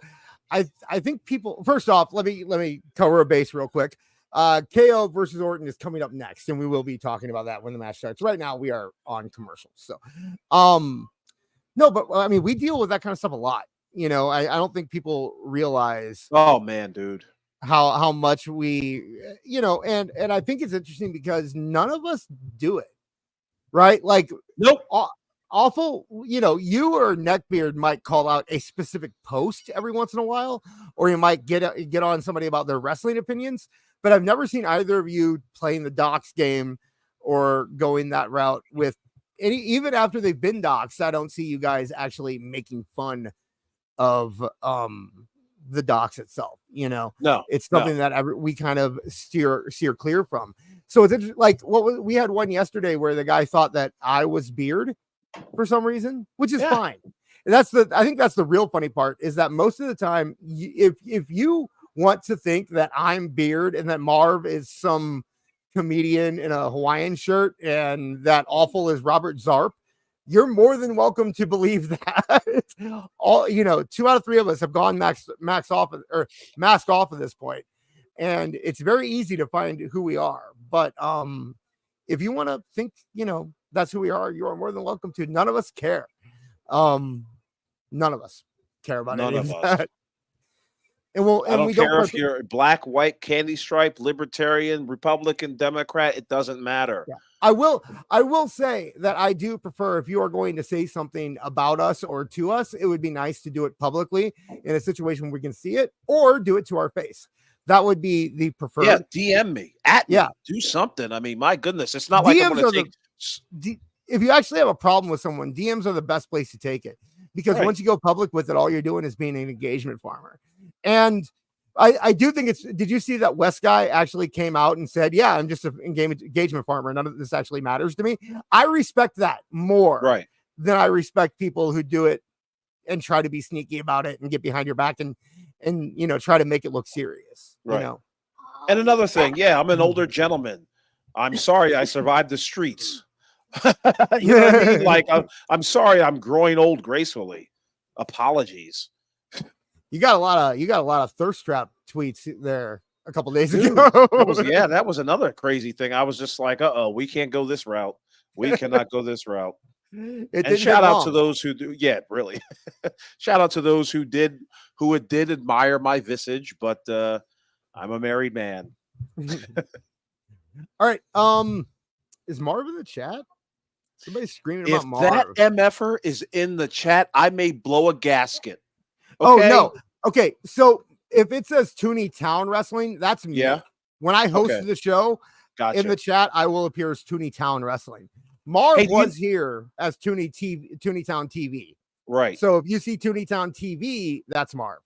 Do you know? Now listen, I not to sound like an a-hole, but Marv did in spirit invite all of us to his wedding. Obviously, you know, we can't make it, you know, make that kind of travel arrangement. But I do want to ask, is Kev there? I don't know because Kev has his show today, remember? Okay, gotcha. Hey, they brought back the decimal reader. Oh, it's back, baby. 103 on Randy Orton's entrance. So we didn't draw enough attention to this earlier, but here's Marv giving himself money. I just want to point that out. Yeah, right. How about that? Marv is donating to himself. And he's only going to get like $2 of that. How about that? Exactly. YouTube is going to take most of it.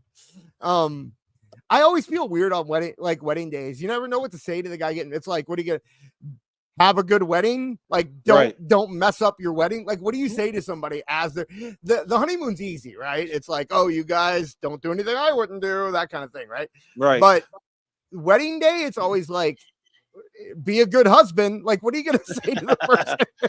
After congratulations, it's all downhill from here. Exactly. You know what I mean? Exactly. I hope the wedding goes good. Yeah, there you go. Max, stop There being you so have it. level-headed and reasonable, Max. We're trying to do comedy. Okay. Doing a terrible job of it, but we're trying. Here, Max can do comedy. Max, I have to clear my throat again. Talk about Randy Orton or something. Here. With awful. Talking to the cat's mouth. Probably explain what that means. Firstly, right next to Randy Orton for a second was somebody who also looked exactly like Randy Orton. Was she in a burqa at all? I guess not. No. Just in the crowd, there was a random guy that looked like Randy Orton. Ah. Well, I just now noticed that KO, Kevin Owens, is wearing a Cowboy Bob Orton shirt for this match against Randy Orton. I saw that. Yeah. I saw it during Pretty the good. start. Pretty good troll game.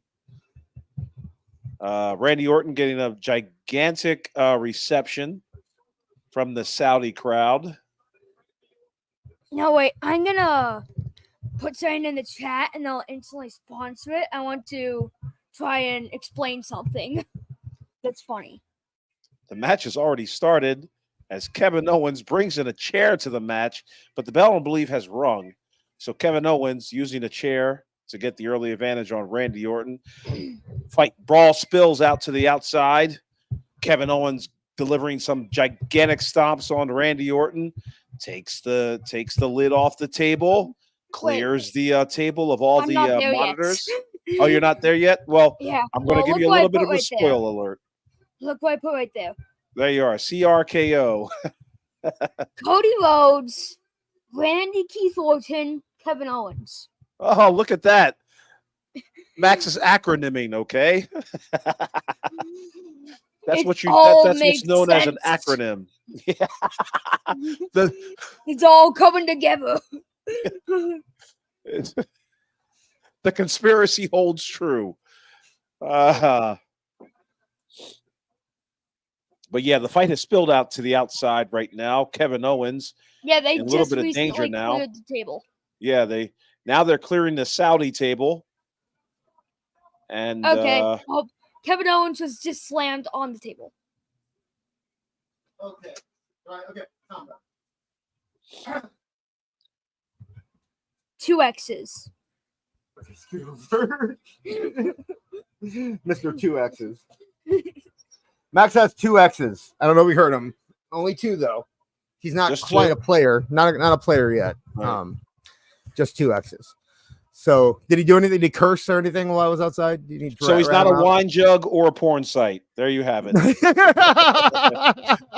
What am I listening to? Max, close your ears. Retroactive. Yeah, I mean, my goodness. Did I know what that See, my daughter's of age, Everyone so knows what it is.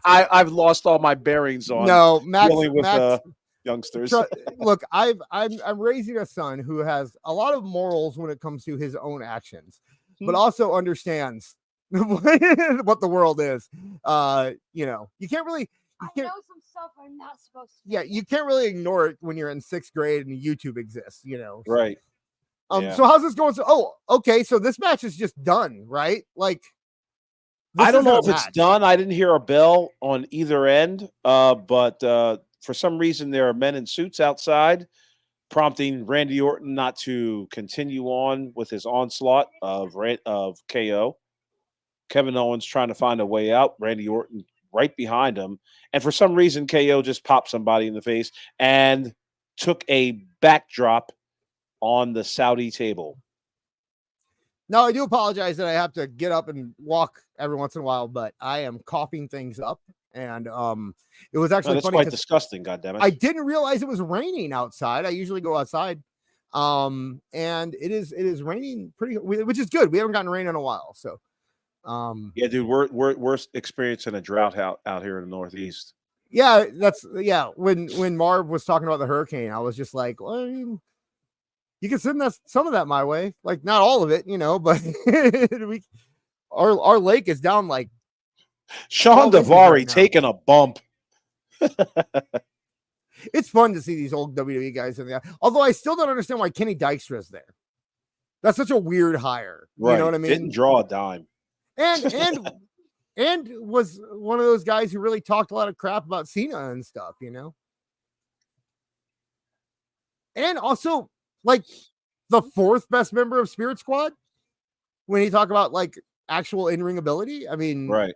He wasn't as good as Dolph, obviously. He wasn't as good as Johnny. Johnny was really good.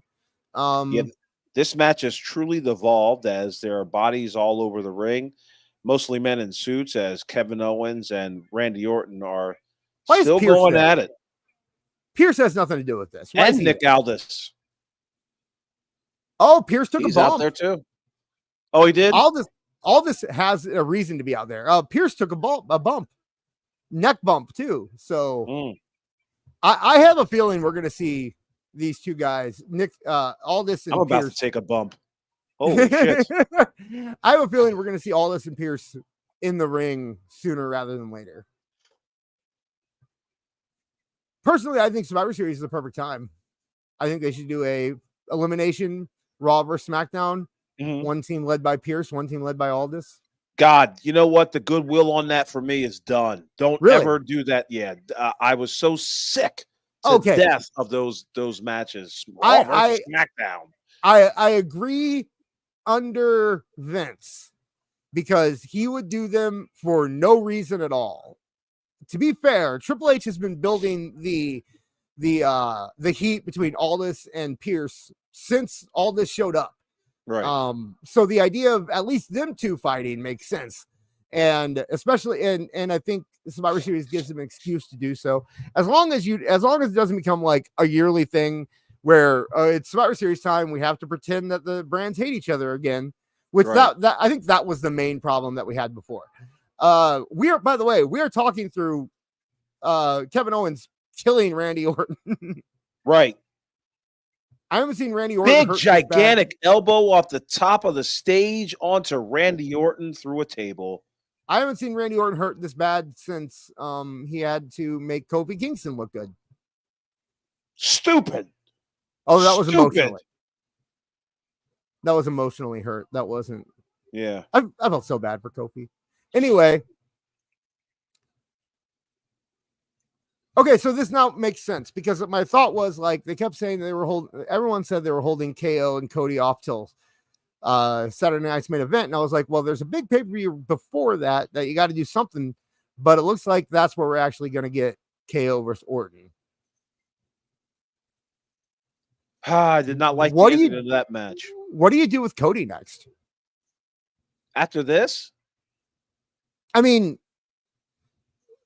if you're gonna, obviously they're extending KO and Orton, so you have to do that at Survivor Series probably, but that leaves Cody without an opponent for Survivor Series.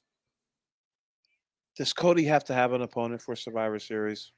No, I don't think so. But if he doesn't, I will have a headache for a month about how people saying Cody's washed, Cody's done. He's not even getting a match to Survivor Series. You know what I mean? As if the IWCNN really matters. It doesn't matter. It doesn't matter to Triple H. And that's why Triple H is better than his competition, quote unquote. I felt I had a hard time jumping in. I had to clean up a mess last night though. Oh, look, we got another super chat. Let me pull that up real quick. It is DWJ128. More toxic, wrestling or political Twitter? I mean, political Twitter is always going to be more political. Anything is more toxic. But really, is there any Twitter? I'll tell you what, bro. Before I did Awful Wrestling, I did social media on political sites and all that. Wait, that made no sense. But I used to do political satire, and no one tried to dox my black ass. That's true. So I have a difference of opinion on that. Political Twitter, while it is the Wild West out there, it's nothing like, you know why? Because there's a certain intelligence in political Twitter. Okay. Whereas in wrestling Twitter, I mean, I saw it firsthand last night. Like, and this is no offense to the people in the chat or anybody, but come on, let's just get real. We're not dealing with the brightest bulbs in the shed when we're dealing with wrestling Twitter. Okay. Can I let me Sure. I have a take on this. I love professional wrestling. Everyone here is here because they love professional wrestling. But professional wrestling does attract two very distinct and conflicting personality types. One being the jock, buff, bully. Think of Ogre in Return of the Nerd or Revenge of the Nerds, right? Mm-hmm. Wrestling definitely attracts that crowd. It also attracts maybe parasocial personality types that would be more commonly thought of as like anime fans or weebs, that kind of thing. So when you have one thing in particular that draws in two completely different groups of people that are usually at odds with each other, you're going to, and also maybe not the most well-informed people on both sides. One of them maybe not mentally, and the other one probably not emotionally able to handle the kind of things that happen on social media. Right. You kind of get a bad situation there. And I think that's what you see a lot is, and that's why if you notice one side of the argument doesn't do the doxing stuff as much, they kind of just let the other side walk into it. Right. That is the side that you will see people giving people swirlies. Okay. Right. But you know what? I think you had mentioned Ogre from the Revenge of the Nerds. You know who took that audience though? UFC. Who? Yeah. A lot of it. So now we're just left with short buses, nerds, normal, rational thinking people. But those normal, rational thinking people are not normally on social media. And I will say that a lot of the jock types that are attracted to wrestling are not the jock types who were the star football player in high school. They're the jock types who played defensive end and barely got in the game most of the time. You know what I mean? Like it's right. It's none of the people involved were the prom kings typically. Right. So yeah, I get it. But the truth is, really, when you're talking about political Twitter, kind of all of Twitter is political Twitter at this point. It kind of bleeds into everything. For the next few weeks, it will be. Yeah. I mean, dude, I wrestled in from 5th grade all the way to college, and that, it's a funny thing. I went to college and tried out for the wrestling team. This is Penn State, mind you, and I got molly-whopped, and it was a very humbling experience because in my school I was like one of the bee's knees out there. But yeah, I mean, though it's those types that usually gravitate towards UFC. Now I like UFC as well, but as far as like you can like in the spaces, for example, I mean, I was running into a lot of waterheads. Yeah. And I'm not going to lie. I'm not going to mince words. There were a lot of waterheads in the spaces. And it gave me pause to be like, okay, I'm going to have to start viewing things in a different perspective. And I think I told you in the private chat, I was just like, in that spaces, I had to lose some of my brain cells just to communicate with some of them. But that's just me personally. I don't believe everybody's a waterhead who watches wrestling. But yeah, online, yeah, there's a lot of waterheads online. Real quick question for the chat. Max is asking what Andrade's video says at the beginning. If anyone has the answer to that, let me know. We are in the middle, or we are getting the entrances for the triple threat between Andrade, Carmelo, and LA Knight for the US title. But yes, it attracts, and the people that tend to go to Twitter are people who, whether they like to admit it or not, they want the audience and they want the attention. So they're going to give more quote unquote hot takes and do things like Yeah. that. Right. You know, like not everyone went to Twitter on a bet like me, you know, or like you, really. I think Yeah. both of us were kind of going to Twitter on bets, weren't we? I mean, yeah. I mean, shit. I'm trying to win some money here, Yeah, and everybody was telling me like, you'll still be here after 2027. I can almost guarantee you, I will not. you'll be here. You'll be doing Toonie Talk. Oh yeah, yeah. For a while there, I was perfectly happy just using my account to promote this. But after a while, he stopped getting the engagement, so you have to kind of play the game a little bit more, so that your promotion actually means something, and it's tiring. And like I said, yeah, I got on Twitter because me and one of my buddies who I would like to bring on our show at some point. We used to do our show back in the day. Me and him would constantly go back and forth doing jokes during wrestling. It was just jokes. We have a whole Facebook conversation of the three of us just making jokes about wrestling. Right. And I was doing more than the others, and one of them kind of said, "Dear God, go on Twitter or something. Stop this. I don't want to." And I was like, nobody would care on Twitter. And they're like, "No, I bet they would." And so I'm guessing they were actually just trying to get me to shut up. But I felt the need to actually give it a shot, and I got followers and didn't know what to do at first until Marv kind of guided me in the right direction.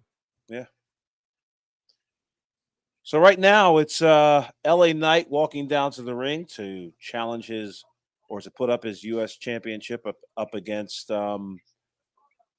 Andrade and Carmelo Hayes. In the Discord chat last night when Andrade was cutting his promo, I think it was Erica pointed something out where she said, because Andrade said that what a better place to win the U.S. title than at Crown Jewel. And it's like, how about the U.S.? Wouldn't that be a better place to win the U.S. title? Yeah, really. Why do you want to win the U.S. title in Saudi Arabia? Please. Which, by the way, if you want to join our Discord, tooniedis.lol, you can go there. The Dis stands for Discord, not me.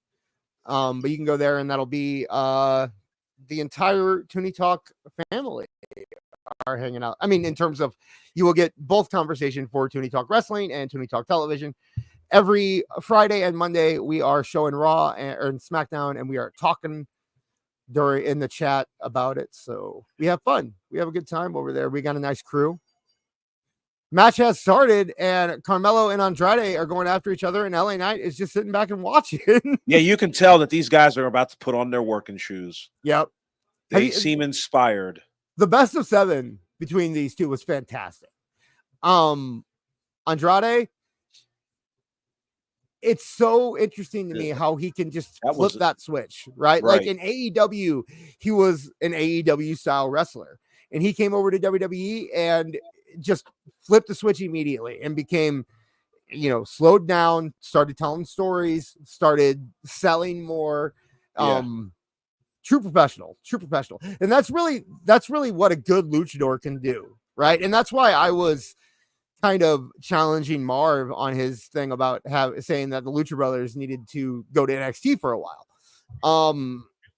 I guarantee you that crew, the AAA guys, especially Conan and those guys, they teach you exactly how to wrestle for television. It's just, but they also teach you that, you wrestle for the crowd in front of you.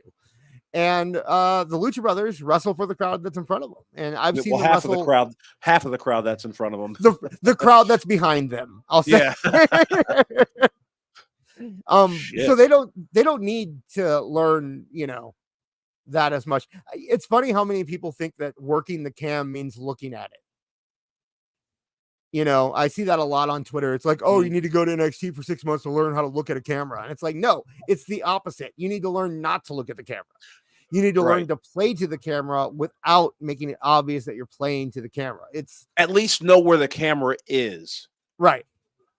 If you see the little red light, that's where you should be looking. Yeah. Andrade with CMLL. Those guys too. It's really a Mexico thing. Like a lot. I think people don't understand that most of the AAA talent and CMLL talent, really any talent in Mexico, want to make it in America, not because America is the, where dreams are made and it means more, but because when they're done with their career, look at Sin Cara. Sin Cara had a cup of coffee in WWE, went back to Mexico and made 3 times the amount he was making before he went to WWE. Right. And that's why these guys want their stint in America, in the WWE. It's because it drives their price up for when they go back to Mexico. No. Oh boy. Yeah, I mean, Ray did it. Hoovy did it. Psychosis did it. All these guys took short times in WWE because it raises their prices when they go back. It's why Ultimate Dragon. That's why Ultimate Dragon had that short run in WWE, is because he knew that it would up his. Also, his dream was to wrestle in Madison Square Garden. Right. I felt bad for Ultimate Dragon because he was the original Sin Cara, right? Like, he was the one. He got that big build, and everyone thought he was gonna be something big, and then he botched his entrance at WrestleMania. Yeah, and no one took him seriously after that. But Ultimo Dragon is a different level than Sin Cara. Ultimo Dragon is a fantastic wrestler who slipped. It wasn't. He's not a botch machine like Sin Cara was. So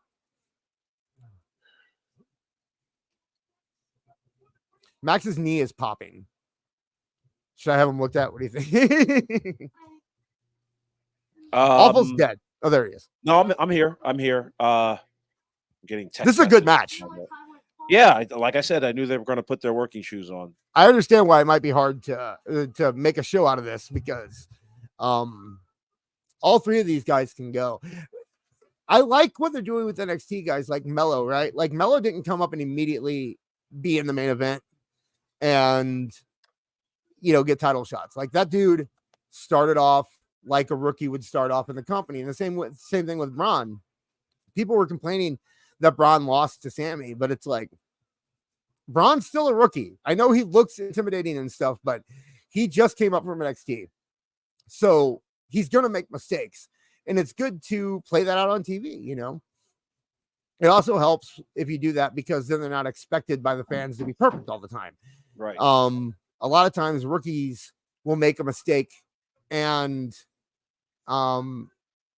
never have a career again because they were built up as the biggest thing in the world, and then they made a mistake and they blew it.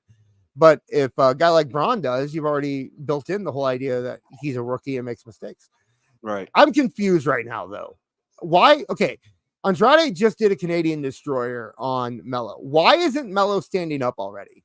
I don't get that. Isn't it after a Canadian Destroyer? After a Canadian Destroyer, aren't you supposed to pop up and do another Canadian Destroyer on the other guy? Isn't that how it works? Or right. I'm confused about why. Yeah, well, if they like laying down half the match, lazy. That's all it is just lazy. Lazy booking. They're just, it's not even lazy booking. It's just they're too lazy to do big moves. They're not like Ricochet. Right. Are we past the point of where we can curse now or no? Yeah, go ahead. All right. I'll just start doing it because I hate censoring myself. Yeah, I like how I presented the stage to you. Like, yes, sir, you may curse now. Go. Yes, fuck shit, motherfucker. How about that? Dance. No, but I feel more normal whenever I'm allowed to curse a little bit. Yeah, I'm still in that stage with a kid. You were there at one point, right, where it feels normal to not curse all the time. Never. Really? You never had Dude, that? me and my daughter talk to each other. We fucking shit and all. You know what I mean? Like we just say all that mess. Don't do it. I'm not encouraging people to do it, but yeah, we curse with each other all the time. To the point where the first time it happened, I was just like, "Excuse me, young lady," and she's like, "Dad, I'm of age." All right, okay, all right, fine. Don't do it around me, motherfucker. Yeah, that's kind of. I've had that conversation with Max, right? Like, it's more about his friends, but it's like, look, I know you guys do, but just have the respect for me, not to, it's like, yeah, because honestly, even when the parents let them do it, there's nothing that looks more disrespectful than when you're in public and the kid does that. Exactly. So, it's like, Yeah, my daughter shows tact in that way, but like when we're in private or whatever, yeah. She doesn't even really let fly, actually. You know what I mean? Like, only when she's like emotionally, charged or whatever will it come out. And the worst I've heard her say was fucking shit. That was about it. Okay, so I do want to put this on here real quick. It is not a super chat, but JPS, LA Knight's wrestling is basic, but he does it so well. And it's true. He's not, the best worker in the world. He's not going to get any awards from Dave Meltzer for his in-ring work or any 5-star matches. But what he does almost flawlessly. Something happened. There's gonna be a look from Carmelo Hayes. Just cracked me up. That's all. Okay. I like Mello. Mello is one of the few heels that Max really enjoys. He's a big Carmelo fan. Yeah, he's okay. He's not bad. I mean, this match is not bad at all. I just wish I wasn't slightly distracted by text messages, but it's a pretty good match. Mello, I do think. Is this a hot take? I don't think that Trick is ready for the main roster. No, I wouldn't put him on the main roster just yet. Keep him there for another year. Add another layer to him. I mean, he's just gotten out of the Carmelo Hayes, program. Bubble. Bubble. He's dealing with Ethan Page. Ethan Page needs that dance partner for a while. Don't bring Ethan Page to the main roster. He's not ready yet either. I don't know if Ethan Page should ever come into the main roster, and that's not a knock on Ethan Page. I just think that he's best utilized as a fantastic heel in NXT. By the way, LA Knight wins. He retains the title, which I think. Okay, so you're caught up. Good. That's obvious. I think it was obvious. Like, you can't do that title change over there, Right. And LA Knight should have that title for a while, although I don't think he needs it. But you already put it on him, so yeah, he should keep it. But yeah, I think Ethan Page is best utilized in NXT because he's been around everywhere, right? Like he's not just an AEW guy. He was in NWA. He had a great run in TNA. He's a vet and he knows what he's doing, and he could really help out some of the younger guys. So keeping him as a focal point in NXT might be the best option for him because he's never going to be a main eventer in WWE. He could be but that's what I'm saying. Like, you got to add his layers in NXT before that can happen. I think Trick needs to do the Braun thing. I think he needs a good heel run before he comes up. Trick, what are you trying to do? Throw money off the table?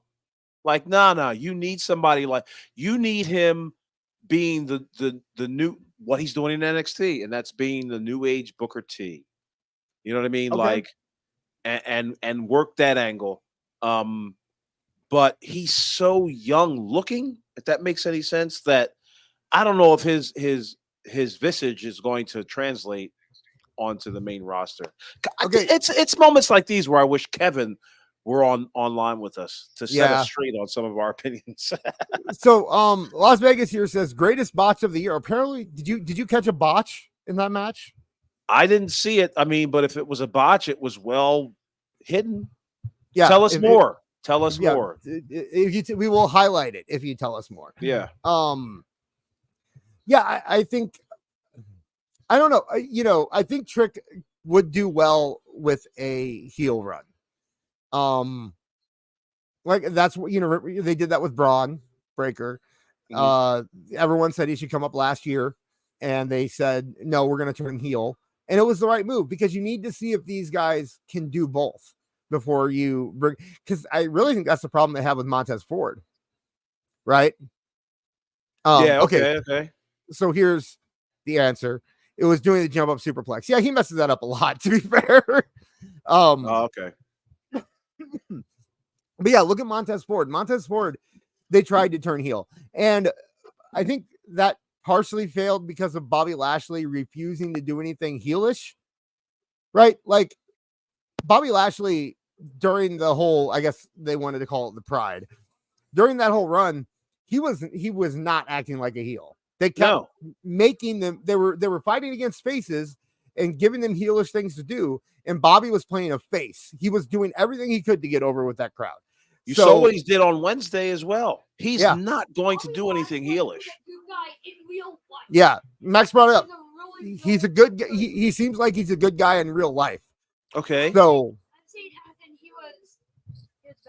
yeah. So it's hard when you are that way. I understand that it might be hard to become a heel, but Bobby Lashley is also 47 years old. He should figure this stuff out. Yeah. And he's been in the business 20 years. Like, let's go. And I think that he really hurt the Street Profits. To be fair, the Street Profits were not good heels. Like, me and Max saw them live at a show, and they tried to cut a heel promo, and it was just sad, right? Right. But so I don't think they're good heels, but I don't think they were ever going to be given the opportunity to do it because of Lashley. So I don't really know if Montez can play a heel. I think Dawkins can. He seems like he has that swagger that he can pull it off. But WWE wants somebody who they can turn in an instant.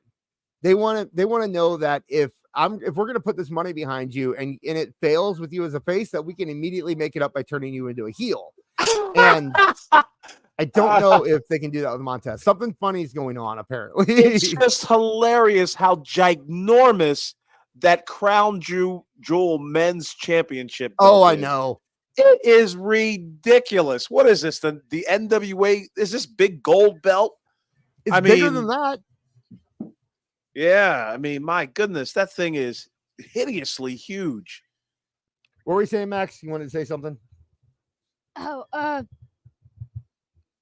so you know how Tim Meltzer. What's his name? Damian Priest was basically built to be the new Undertaker. Yeah. Well, his pose for the screens that are like at Monday Night Raw, there will be Damian Priest. Right. Yeah. It's the same pose that Undertaker had in 2014. And 2K14? Oh, in 2014. Yep. Okay. I always think that he's talking about video games because he always goes back to video games when it comes to that stuff. Yeah. Damian Priest is definitely being positioned as an Undertaker type, which I don't think is a good idea, honestly. I like Damian Priest, and I don't think that you should put that on him. Nah, nobody can fill those shoes. Don't do it ever again. Yeah, exactly. If it happens, it happens, but don't try to make it happen. The closest the closest you're ever going to get to trying to make that happen and it working is with Bray, and that's done. That can't happen now. So since he's gone, if it comes across naturally, then fine. Since you've been gone. But anyway, damn, there was a great point in the chat that I saw. Go ahead. I was gonna say for people who don't know, the reason that we're talking about that is because a number one contenders match was announced for Raw, where it's Damian Priest, Seth, Bronson Reed. Who was the fourth guy?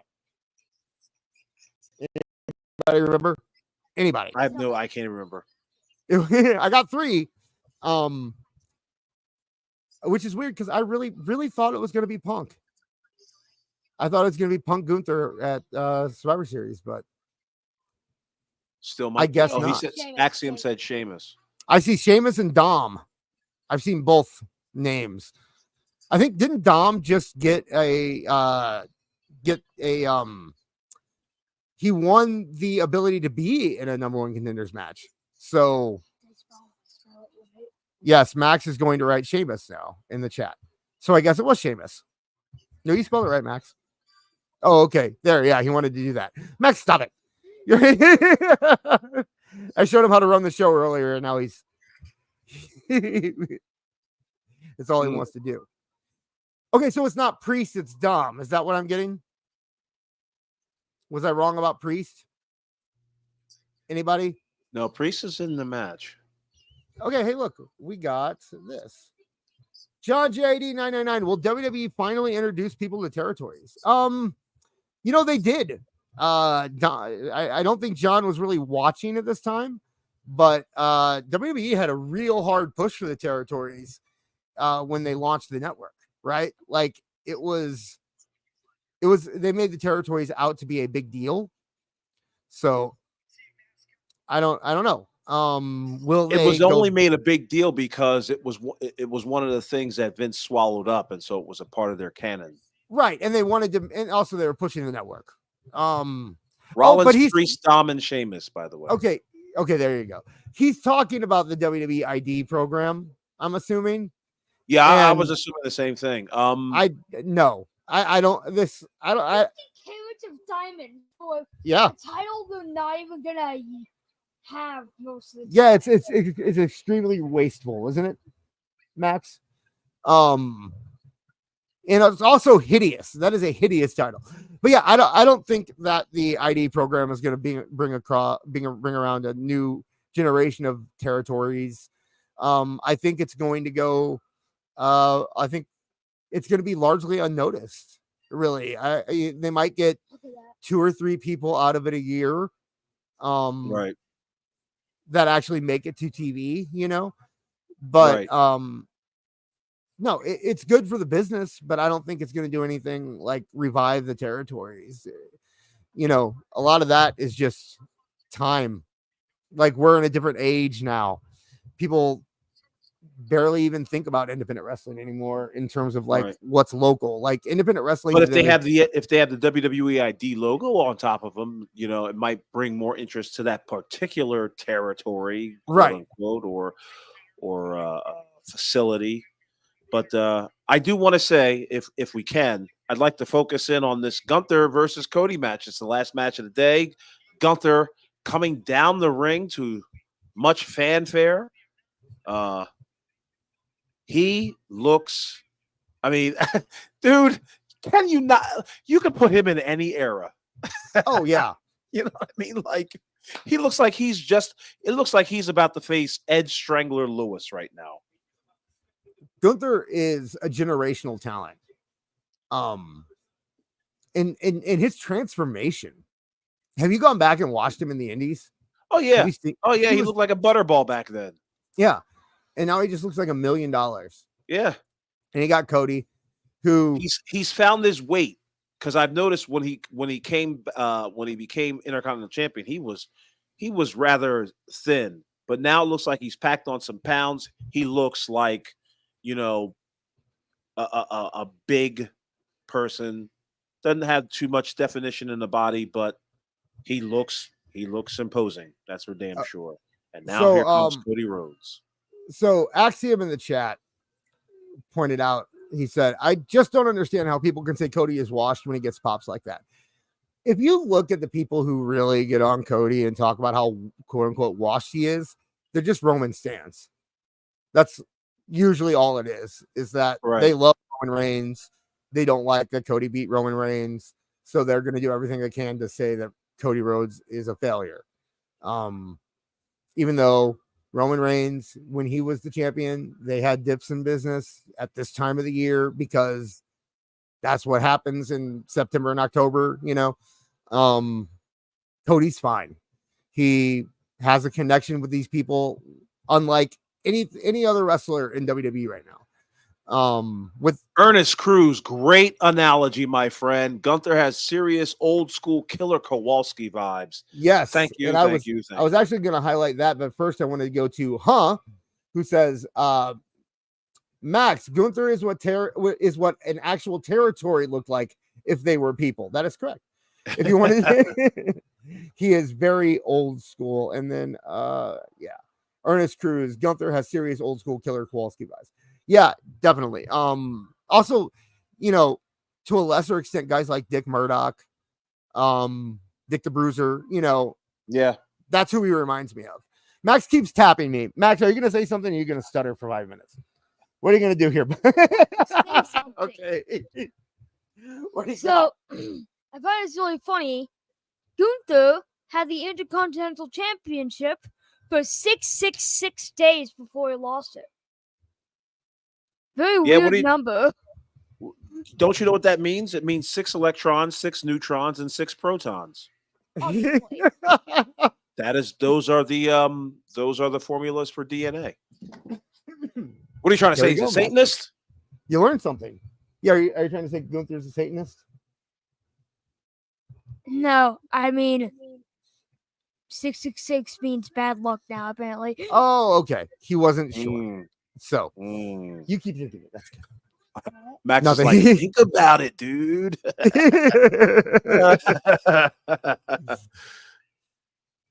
Mike Rome, he's got to do something about that hair, man. That hair is just not doing it for me. He looks like a goofball. It's distracting. Yeah, he does. I mean, like, what is this? 2002 called. They want everything back.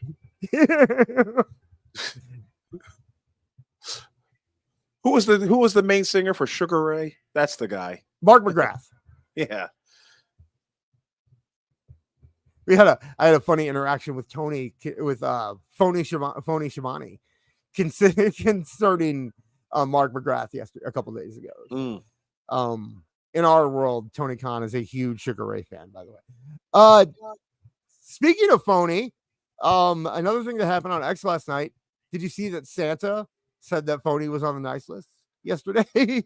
Yeah, I did see that. I accomplished something. Me and a couple other people have been trying to get large accounts to just mention him. There was the POG movement a few months ago, about a month ago, when we tried to get a POG made out of Phony Shivani. And we got to the point where the official POG account said that if we got 1 million likes, they would make a POG of Tony Schiavone. And then I asked Santa to say that he was. By the way, Santa Decides. What a great Twitter account that. Do you follow him? Hell no. You should. Awful. You would love him. I'm telling you, you don't understand why, but once you read his stuff, you will understand why you would love him. All right, we'll see. The people that he declares nice are very fun. So, yeah, I would say it is not the account that you expect. The Camels came back. I missed. Yeah, they certainly did. Camels. That title is so ugly. They've come to deliver like the hideous championship. Does anybody like that title? Anybody in our chat right now like that title? I will highlight you if you legitimately like that title. It's just too gigantic. It's just too fucking big. It's tacky. That's. Yeah. I hate to say it, but you're going to hear it here first.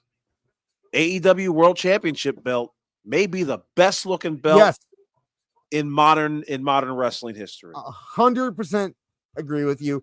That belt is awesome looking. People who bag on that belt are not being honest with themselves.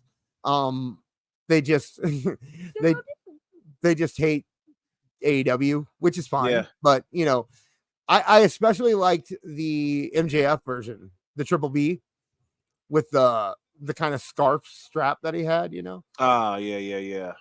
It just looked different, but not silly. Yeah. Right. When you can pull that off, that's something special.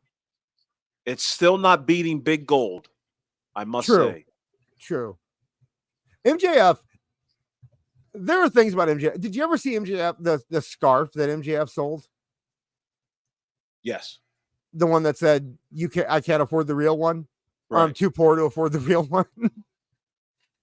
There are some things about MJF that make me think that guy understands it, you know, but I don't know. Maybe not. Nah, he's still too young. I've been saying that for a while. That. Like, you know, he's still novice as far as like doing what he needs to do. And if he would have gone to, and I'm not piping up WWE at all, but if he had gone there, he would have at least forget about what he would have did on television. He would have learned some things about this business that he doesn't know right now. I can guarantee you that. Well, you know what was the best WWE training school before NXT? TNA. TNA does a fantastic job of preparing these guys for what WWE wants out of wrestlers. Right. It's why you see a lot of TNA talent spend very little time in NXT or jump the line and get straight to TV. It's why the Machine Guns didn't have to go through NXT. TNA was built on WWE principles from Jeff Jarrett. Right. You know, and Jerry Jarrett was one of the guys who, you know, was instilling WWE principles before WWE was around. So TNA has always been a good proving ground for future WWE guys. Right. MJF could have done really well spending time there. Right. We haven't touched the releases either, but that would be a good spot for Baron Corbin. If he wants to pull a Drew or Cody, although I don't know, don't care about the WWE releases. I'm just going to be honest and upfront with you. Indy Hartwell wasn't doing shit. Tegan Knox, who, and Baron Corbin. Okay, see you later. Tegan Knox is one of the most injury prone people they have on that roster, so it makes sense. Baron Corbin, he needs something. There's something there, right? It's too late for that. I think he could pull a Drew. I think he could go to the Indies, spend a couple years, learn a new hold, and come back as a bigger star. I think there's still that possibility. If he goes to AEW, it's done because he's not going to learn anything there. Right. But Max really wants me to point this out. So the Crown Jewel belt is big enough for Godzilla to wear.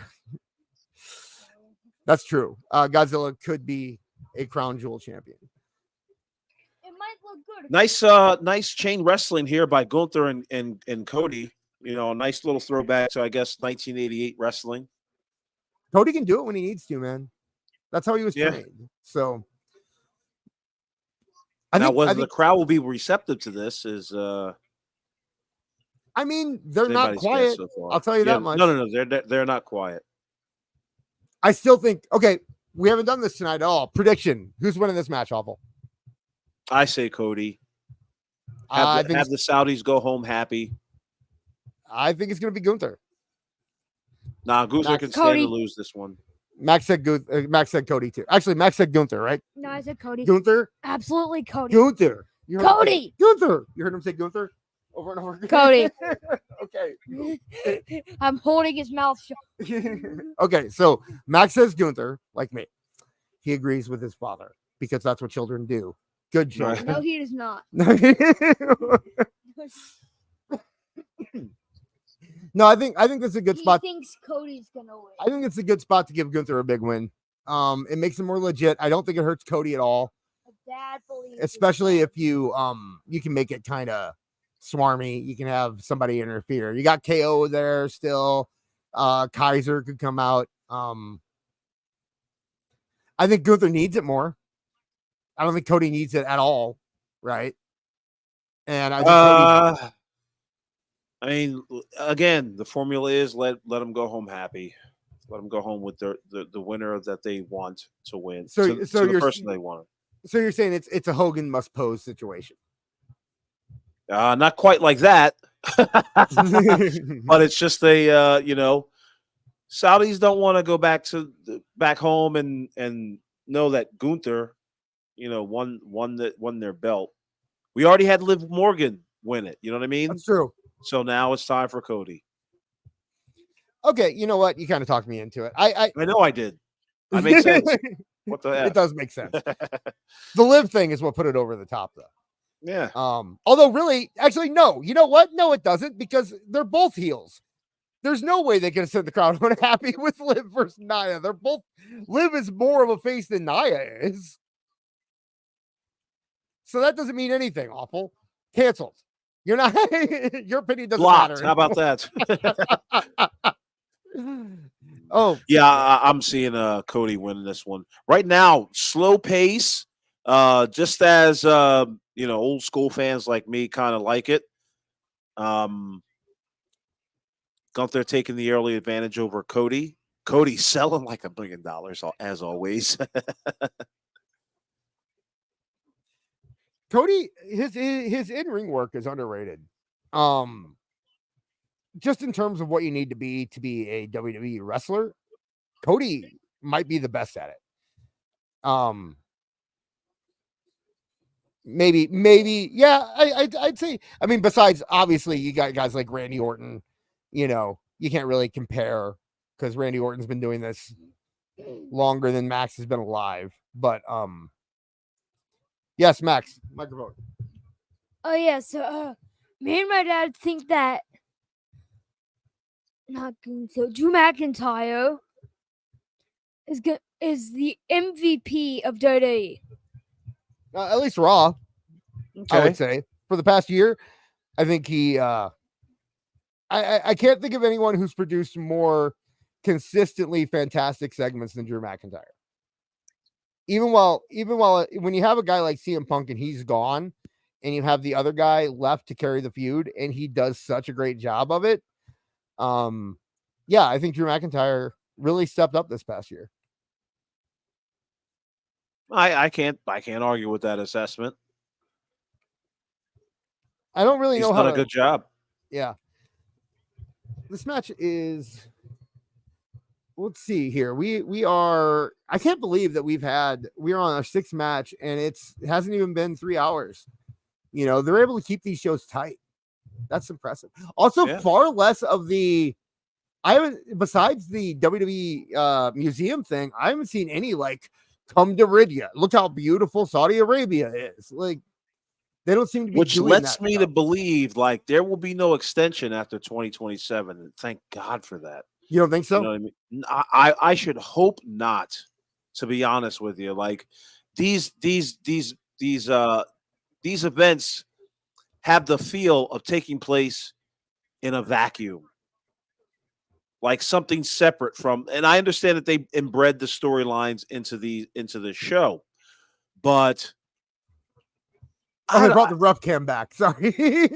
Yeah, and the fact that, oh my God, I see it now. But they also these pay-per-views taking place in the middle of the afternoon. Not a big fan. Oh, really? Not a big fan. Listen, dude, I'm getting hit up by people. Yeah, and it's just like. Yeah, usually on a Saturday, I'm pretty relaxed or pretty busy or whatever, but I am definitely not watching a pay-per-view at 12:30 in the afternoon. So, this kind of stuff is new to me. I think the best time for a pay-per-view, I think they caught on. I think that 7 Eastern, 6 Central time is the best, somewhere between like 7 and 5. Because you start it late enough to where you can do stuff before, and it ends early enough where you still have some time after. You can order some food and watch a pay-per-view. I think that is the sweet spot there. Yeah. Of course, according to the internet, WWE doesn't like going against AEW because they're scared of them. We learned that in the spaces last night, right? Isn't that what we learned in the spaces? Right, yeah. So I'm talking about helmet wearers. Anyway, what was I saw a great. Yeah. Erica M. 100% agree. I too hate the ref cam. Don't put it on this type of match. You should have put that thing on the LA Night match or the I don't know, maybe the Seth Rollins Bronson Reed match or something. But the main event, no, we don't need that kind of production. We don't need that kind of production. I don't think it adds anything. It adds absolutely squat to this thing. That seems like a TKO thing to me. That seems like someone outside of wrestling saying, hey, wouldn't it be cool if the ref had a camera on his head? Yeah. Right? Wouldn't that be cool? And WCW did it. Yep. WCW did do it. That's right. I'm surprised AEW hasn't done it. That seems like a move for them. Biggest fumble that AEW has ever done was not introduce the drone cam. I will never, ever, ever forget that beautiful shot in Puerto Rico that one night for Backlash. Like that blew away anything I'd ever seen on AEW, and AEW had their chance. Tony Khan. Yes, and then the Raw after, it was the first Raw without Kevin Dunn. And remember they did the drone for Jay when he was coming out to the ring? Right. And they started right at him backstage, and then they pulled the drone out, following him all the way, and then it got higher and higher. And he the WWE has the drone shots down. They're not used. I could see a situation where Saudi Arabia isn't the biggest fan of drones. However, yeah, I can imagine. Yeah. Everybody threw away their beepers a few weeks ago too. Those were kaput. AEW, Tony not a fan of drones either. Remember with Matt Hardy? He hated it. Yeah, right. Yeah. God, that was dumb. It was so bad. I mean, you know what? I usually don't agree with Matt Hardy, although he has been making more sense since he started trying to suck up the WWE. But I usually don't agree with Matt Hardy. I do agree with him saying that, yeah, it's not going to work when you debut this character that needs the crowd reaction in front of no fans. Like, half of what made the Broken Hardys work was the whole crowd doing deleted and that kind of stuff. We don't have it. It just looks like a crazy old man talking crazy. You know, it doesn't, you don't get the same effect. So Right. we have another super chat. TKO wants 10 more years of the $100 million a year deal. I mean, I don't blame him. I don't blame him if No, it's, of course, if it's the case. you can't be blamed, but please don't do it.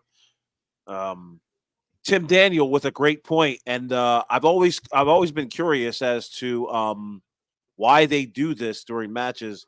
The wave, is this because they're into the match or not into the match? I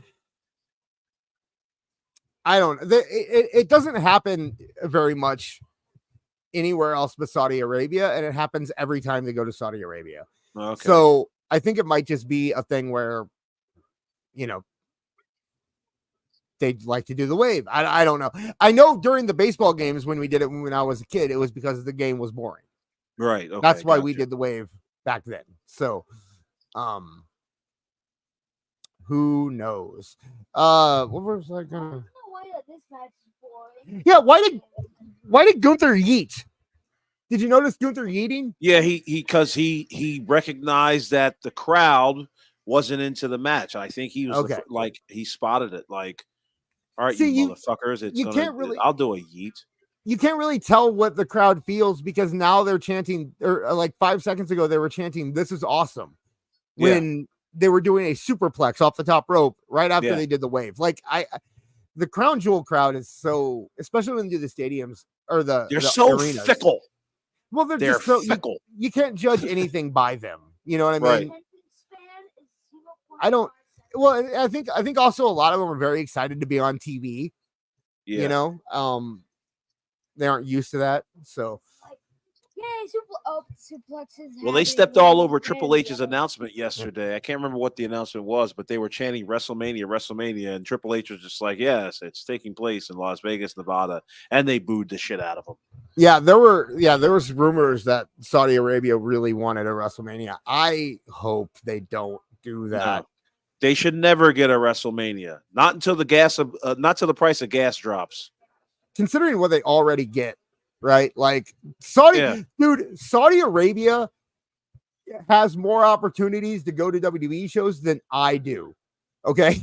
Yeah. So, I mean, in terms of big WWE shows, you know, they get bigger car. Like seriously, with them not doing house shows as much anymore, I have to drive at least 4 hours to do a show, and that's twice a year, and it's always a Raw or a SmackDown. I don't get these shows. If I want to get a show like this, I got to travel like 12 hours at least. So, Saudi Arabia doesn't need WrestleMania anytime soon. I would like to see it in London before I see it in Saudi Arabia. Yeah, I'm about two hours away from Philadelphia. So, yeah, I'm 4 hours. Technically, I'm like 2.5 hours from Kansas City, but I'm 4 hours from St. Louis, and then the closest one after that is like 9. I think I can get to like Minneapolis, which is why I was hoping that Minneapolis would get WrestleMania, but it didn't. So, we don't have that kind of luck. St. Louis is never getting a WrestleMania. It took them. The Battlehawks in the XFL are the most popular XFL team, the only profitable XFL team, and it took 3 years for them to get new grass on the field. So to think that we might actually get a WrestleMania in St. Louis is insane. Right. This is a good match, though. We got Gunther giving Cody a Boston Crab. Cody going for the rope. I'm sure that's not where you are, though. No. What do you think of the Boston Crab? Great move. Nothing wrong with it. I think I like it because it's basic, it's realistic, and it's not very escapable. A lot of the overly complicated submission holds seem like you can get out of them very easy, or they aren't realistic in terms of putting them on people. So I'm surprised more people don't use it. Yes, what are you doing? Oh, okay. Give me 1 second. I don't really. It's hard to make this match interesting more than it is. You know, like what am I gonna do? Yeah, there's. Better? I mean, I was told this on Spaces, like, why don't I criticize WWE match? And I was just like, I would criticize it. It's just they just make it hard for me to do because they do so many things that work, But trust me, when I see shit on television from WWE, I call it out. Now, Yeah. obviously not on my Twitter because I stay in my lane on that one. But as far as like 2D On talk or here? anything like that, yeah, definitely. I thought the Wyatt Six, of course, was trash, and it should have never come to be. There are a couple things that I don't really like about the WWE. I think that's how we all are. Like, look how hard we were on Sami earlier in the year. Look at it's a matter, like, I am not by any means a WWE fanboy or anything like that. I like what I like. If AEW somehow produced a product that I really liked, I would be an AEW fan. I have no reason to inherently hate AEW. Right. I just don't like the product. So if they could produce consistently good wrestling, it'd be different. But and to let you guys know, I have never, and I mean ever, bought WWE merchandise. Really? Not once, ever. Max is wearing Go ahead. Only thing I bought were tickets. Max is wearing a John Cena shirt right now. Wow. So I've bought merch. I like merch. I had my favorite shirt, and I wore it to school for a long time, was my Al Snow Got Head shirt. Does a WWF magazine subscription count? Yes. Okay, then I guess that was the only thing that I had. I still have a Bret Hart signed WWF magazine. I was in the WWF fan club. Okay. Oh my God. Okay. Yep. I got the WWF fan club newsletter. Right. I got a coloring book. I got a cup. It was really nice. Oh, Cody kicked out of the power bomb. Was it his finisher though? Yeah, it was his finisher. I know it. Yeah. Okay. Yeah, of course he's going to kick out because he's going to win. Or does that mean he won't win? Right. Yeah. Are we doing their post show scrum or anything like that? I mean, we could, but honestly, WWE has those things so scripted, and it's like something you have to listen to, and I don't think that doing commentary over something you have to listen to ever really works. Gotcha. Unless it's a ridiculous AEW one where crazy things are happening. Right. Hey, you know what? If people donate $600 in super chats in the next 15 minutes, we'll do it.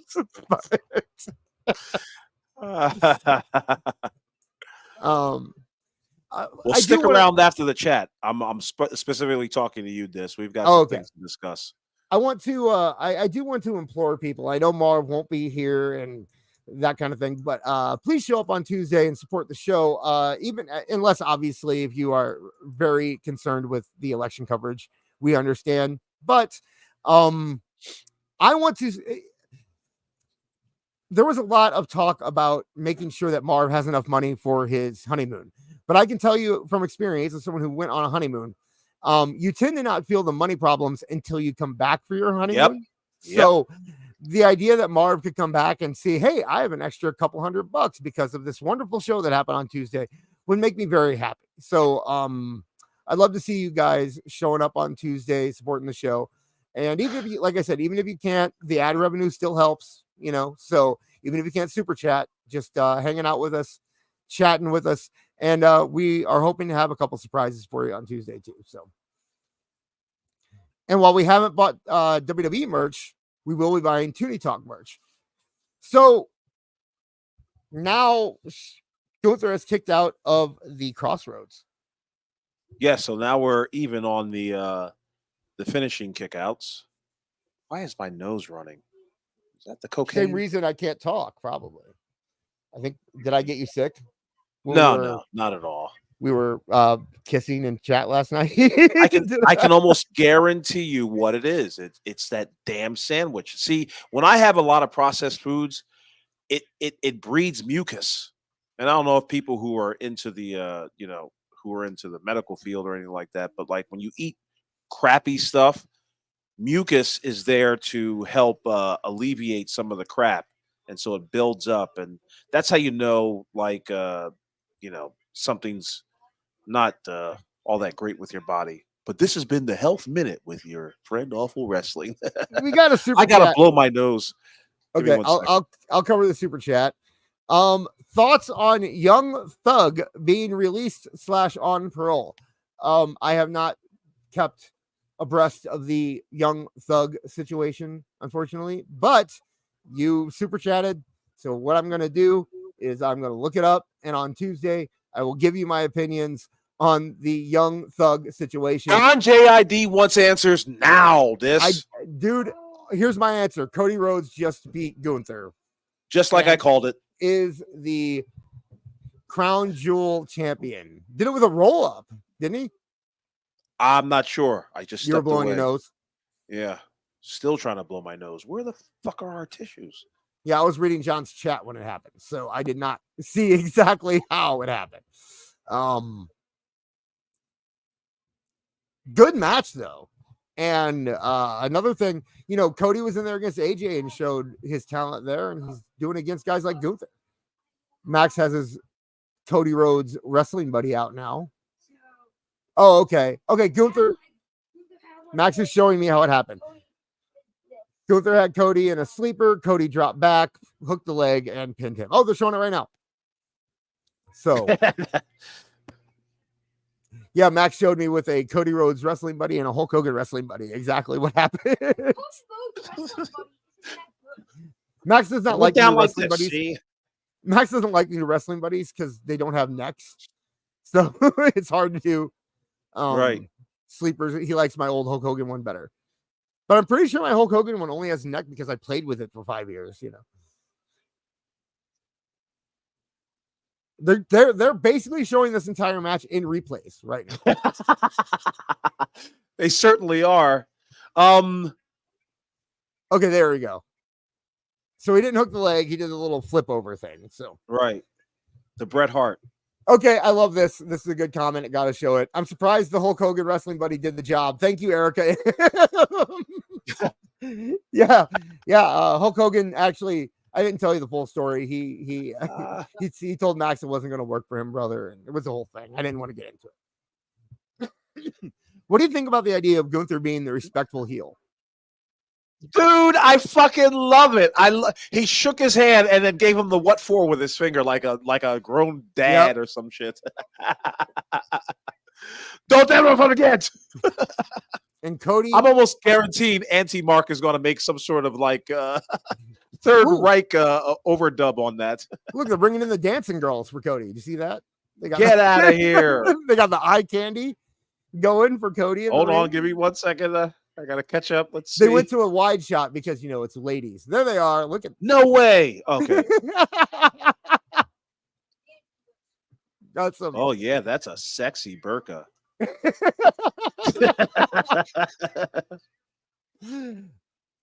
What do you think? Oh, what do you think Triple H is saying to him?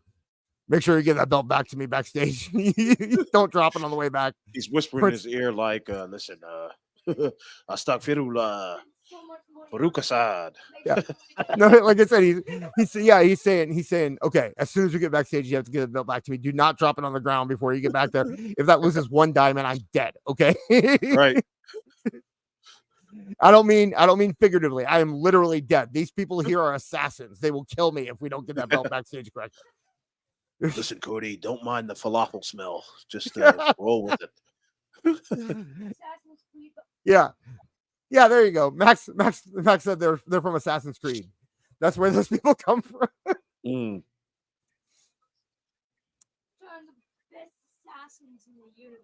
Okay, in the chat. OMG, they took out Cody. Who are those robed men? I got a question for the chat. Are there any Muslims in the chat? I'd like to know, because I'd like to give a quick story about an experience I had when I was practicing Islam, and I hope that one of them would find it funny. But, Muhammad Ali. We'll talk about Muhammad Ali later, Max. But Muhammad Hassan, who I'm sure is one of the burqa men, are, I guess men don't wear burqas. He's about to make a big turn here. Look at Triple H. What a hot dog. Has to come out. A hot dog. I know, I'm joking. Hot dogging and showboating. Yeah. Huh? Yeah. I want to hear Triple H tell us how his favorite movie was Time Cop. Can he do that, please? That belt looks ridiculous on Cody. Look at that thing. It is gigantic. Liv won't even wear it because it would cover her face if she put it on. You wouldn't be able to see Liv anymore if she was wearing that title. Triple H. That's the show, folks. Triple H looks done with this, doesn't he? Like he just looks No. He looks like he's working. He's working out there. I mean, he's working, but he looks like he does not look as enthused as he is in, let's say, France, is all I'm saying. Right. Bend down without that digging into his stomach. All right, what's your story, Awful? You want to save it for Tuesday since it doesn't look like we had any responses. Okay, no. Okay, that's all right. Yeah, I'll just leave it alone. Ultimately, it doesn't mean too much, but it just highlights some of the goofballs in the religion. I love the religion of Islam. I love the book, the Quran. I think it's a great guide for people who are wayward souls.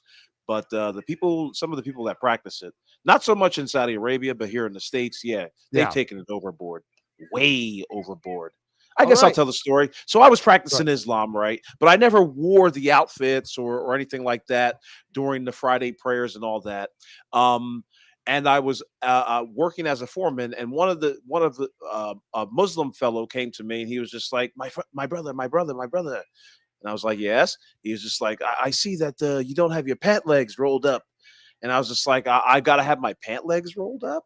What's that for? He was just like, brother, that's because your feet won't touch the fire of Gehenna.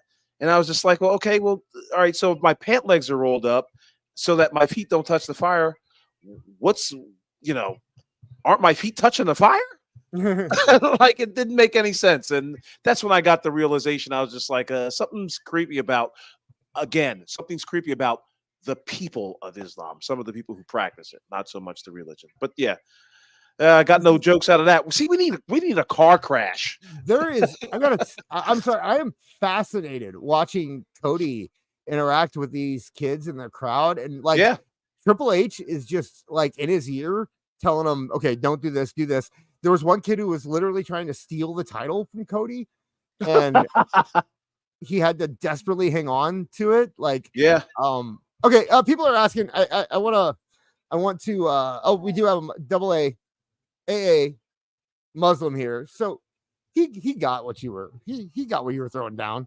Max, let's say one last thing here before we go. Actually, two things. What? Number one, if Cody Rhodes had to bend down to get something, that thing would stab into his stomach. True. Okay, number two. Maxed out. Okay, maxed out. So that's the close of Max. We're asking in the chat if we're going to stick around for the post show, but as we said before, I think that we can't really add anything to it. It's something you have to listen to, and it's hard to make content off of it. There's other shows if you want to go listen to. I'm sure Phil over at Pro Wrestling Times is going to be covering the post show. So if you want to hang out and listen there, you are. I implore you to do so. But we are going to close up shop now. So make sure you hang out with us on Tuesday, 8 p.m. Eastern, 7 p.m. Central this week and every week on this channel. Make sure you hit the like button on your way out. Maybe leave a comment to help the algorithm. It really does help. We appreciate everyone who is here, everyone who watched ads, everyone who super chatted, everyone who it supports either channel. We are very happy to have you. And if you are interested in Toonie Talk TV, Apollo will be doing that podcast over on that channel on Thursday at 8 p.m. Eastern, 7 p.m. Central Time. So you can check him out there. Want to give a big shout out to John JID 999. Neckbeard was not in the chat, but he was holding it down as our mod. So I really appreciate that. He put the Discord link in the chat. If you want to check out our Discord, it is tunydis.lol, or you can go to discord.gg/ENF9BFRY. You can repeat that, or you can go back and listen to that again. It is also in our chat. That will give you an invite to our chat where I will be hanging out for Raw this week. And stay tuned. You can follow me at AEW Disciplinary on Twitter. We also are going to be starting a thing with me and Awful soon over on Twitch. I almost have the setup complete. I'm looking to do that when Marv gets back in town. And it looks like we're going to be doing Tuesdays right after the show. So you don't even need to change your schedule. Awful. What do you got to plug? I'll plug, and then I'll make a quick joke, and then we can get out of here. You can find me on Twitter at AEWFUL Wrestling. Hope you guys enjoy the content there. You can also find me on Tony Talk Wrestling every Tuesday at 8 p.m. 7 Central. I got that right? Yeah, 7 Central, right here on youtube.com/@Toon Wrestling. You can also find me sometimes on Pro Wrestle Times with Phil Marks and all the other fools that he's got on there as well. So thank you guys for joining. And my joke is, what do you tell a woman with two black eyes? Nothing. You already told her twice. See, I was going to do the Norm joke and say that it was, what do you think when you see a woman with two black eyes? And it's, she doesn't listen. That was the Norm joke. Okay. Why are women's feet smaller than men's feet? So that they can be closer to the stove. All right. On that note, I do want to plug one more thing. Our wonderful moderator in the chat and on Discord, John JD999. I know I already mentioned him, but you can follow him on Twitter at John C of 0826. So you can find him there. Like him. He's been killing it on Twitter recently, by the way. I saw you mention that even Awful. You were saying that you liked some of his posts. As he turns into Dark John. He really is just becoming a young white version of you somehow. Yeah, please don't do that. Stay in your lane, John JID. Okay? Stay in your lane. So on that note, I want to thank everybody for tuning in. We will see you on Tuesday night. Have a great weekend. And Awful, you got anything to say? Now get out of here? I'll try it. My voice is a little raspy. Maybe I'll get... Now get out of here! Now, bury the platypus, feel the wrath of my thank you-inator! Thank you, you piece of trash. Thank you. Thank you. Thank you! Oh, I suppose you want me to say thank you. Well, you know what? Saying thank you is like jobbing. Thank you! I got a little message. Thank you. Ooh, yeah. Oh, thank you! Oh, thank you! Thank you! Thank you! Thank you! Thank you! Thanks? For what? Hi-ho from all of us here at Tooney Town. Thank you! And viewers like you. Thank you.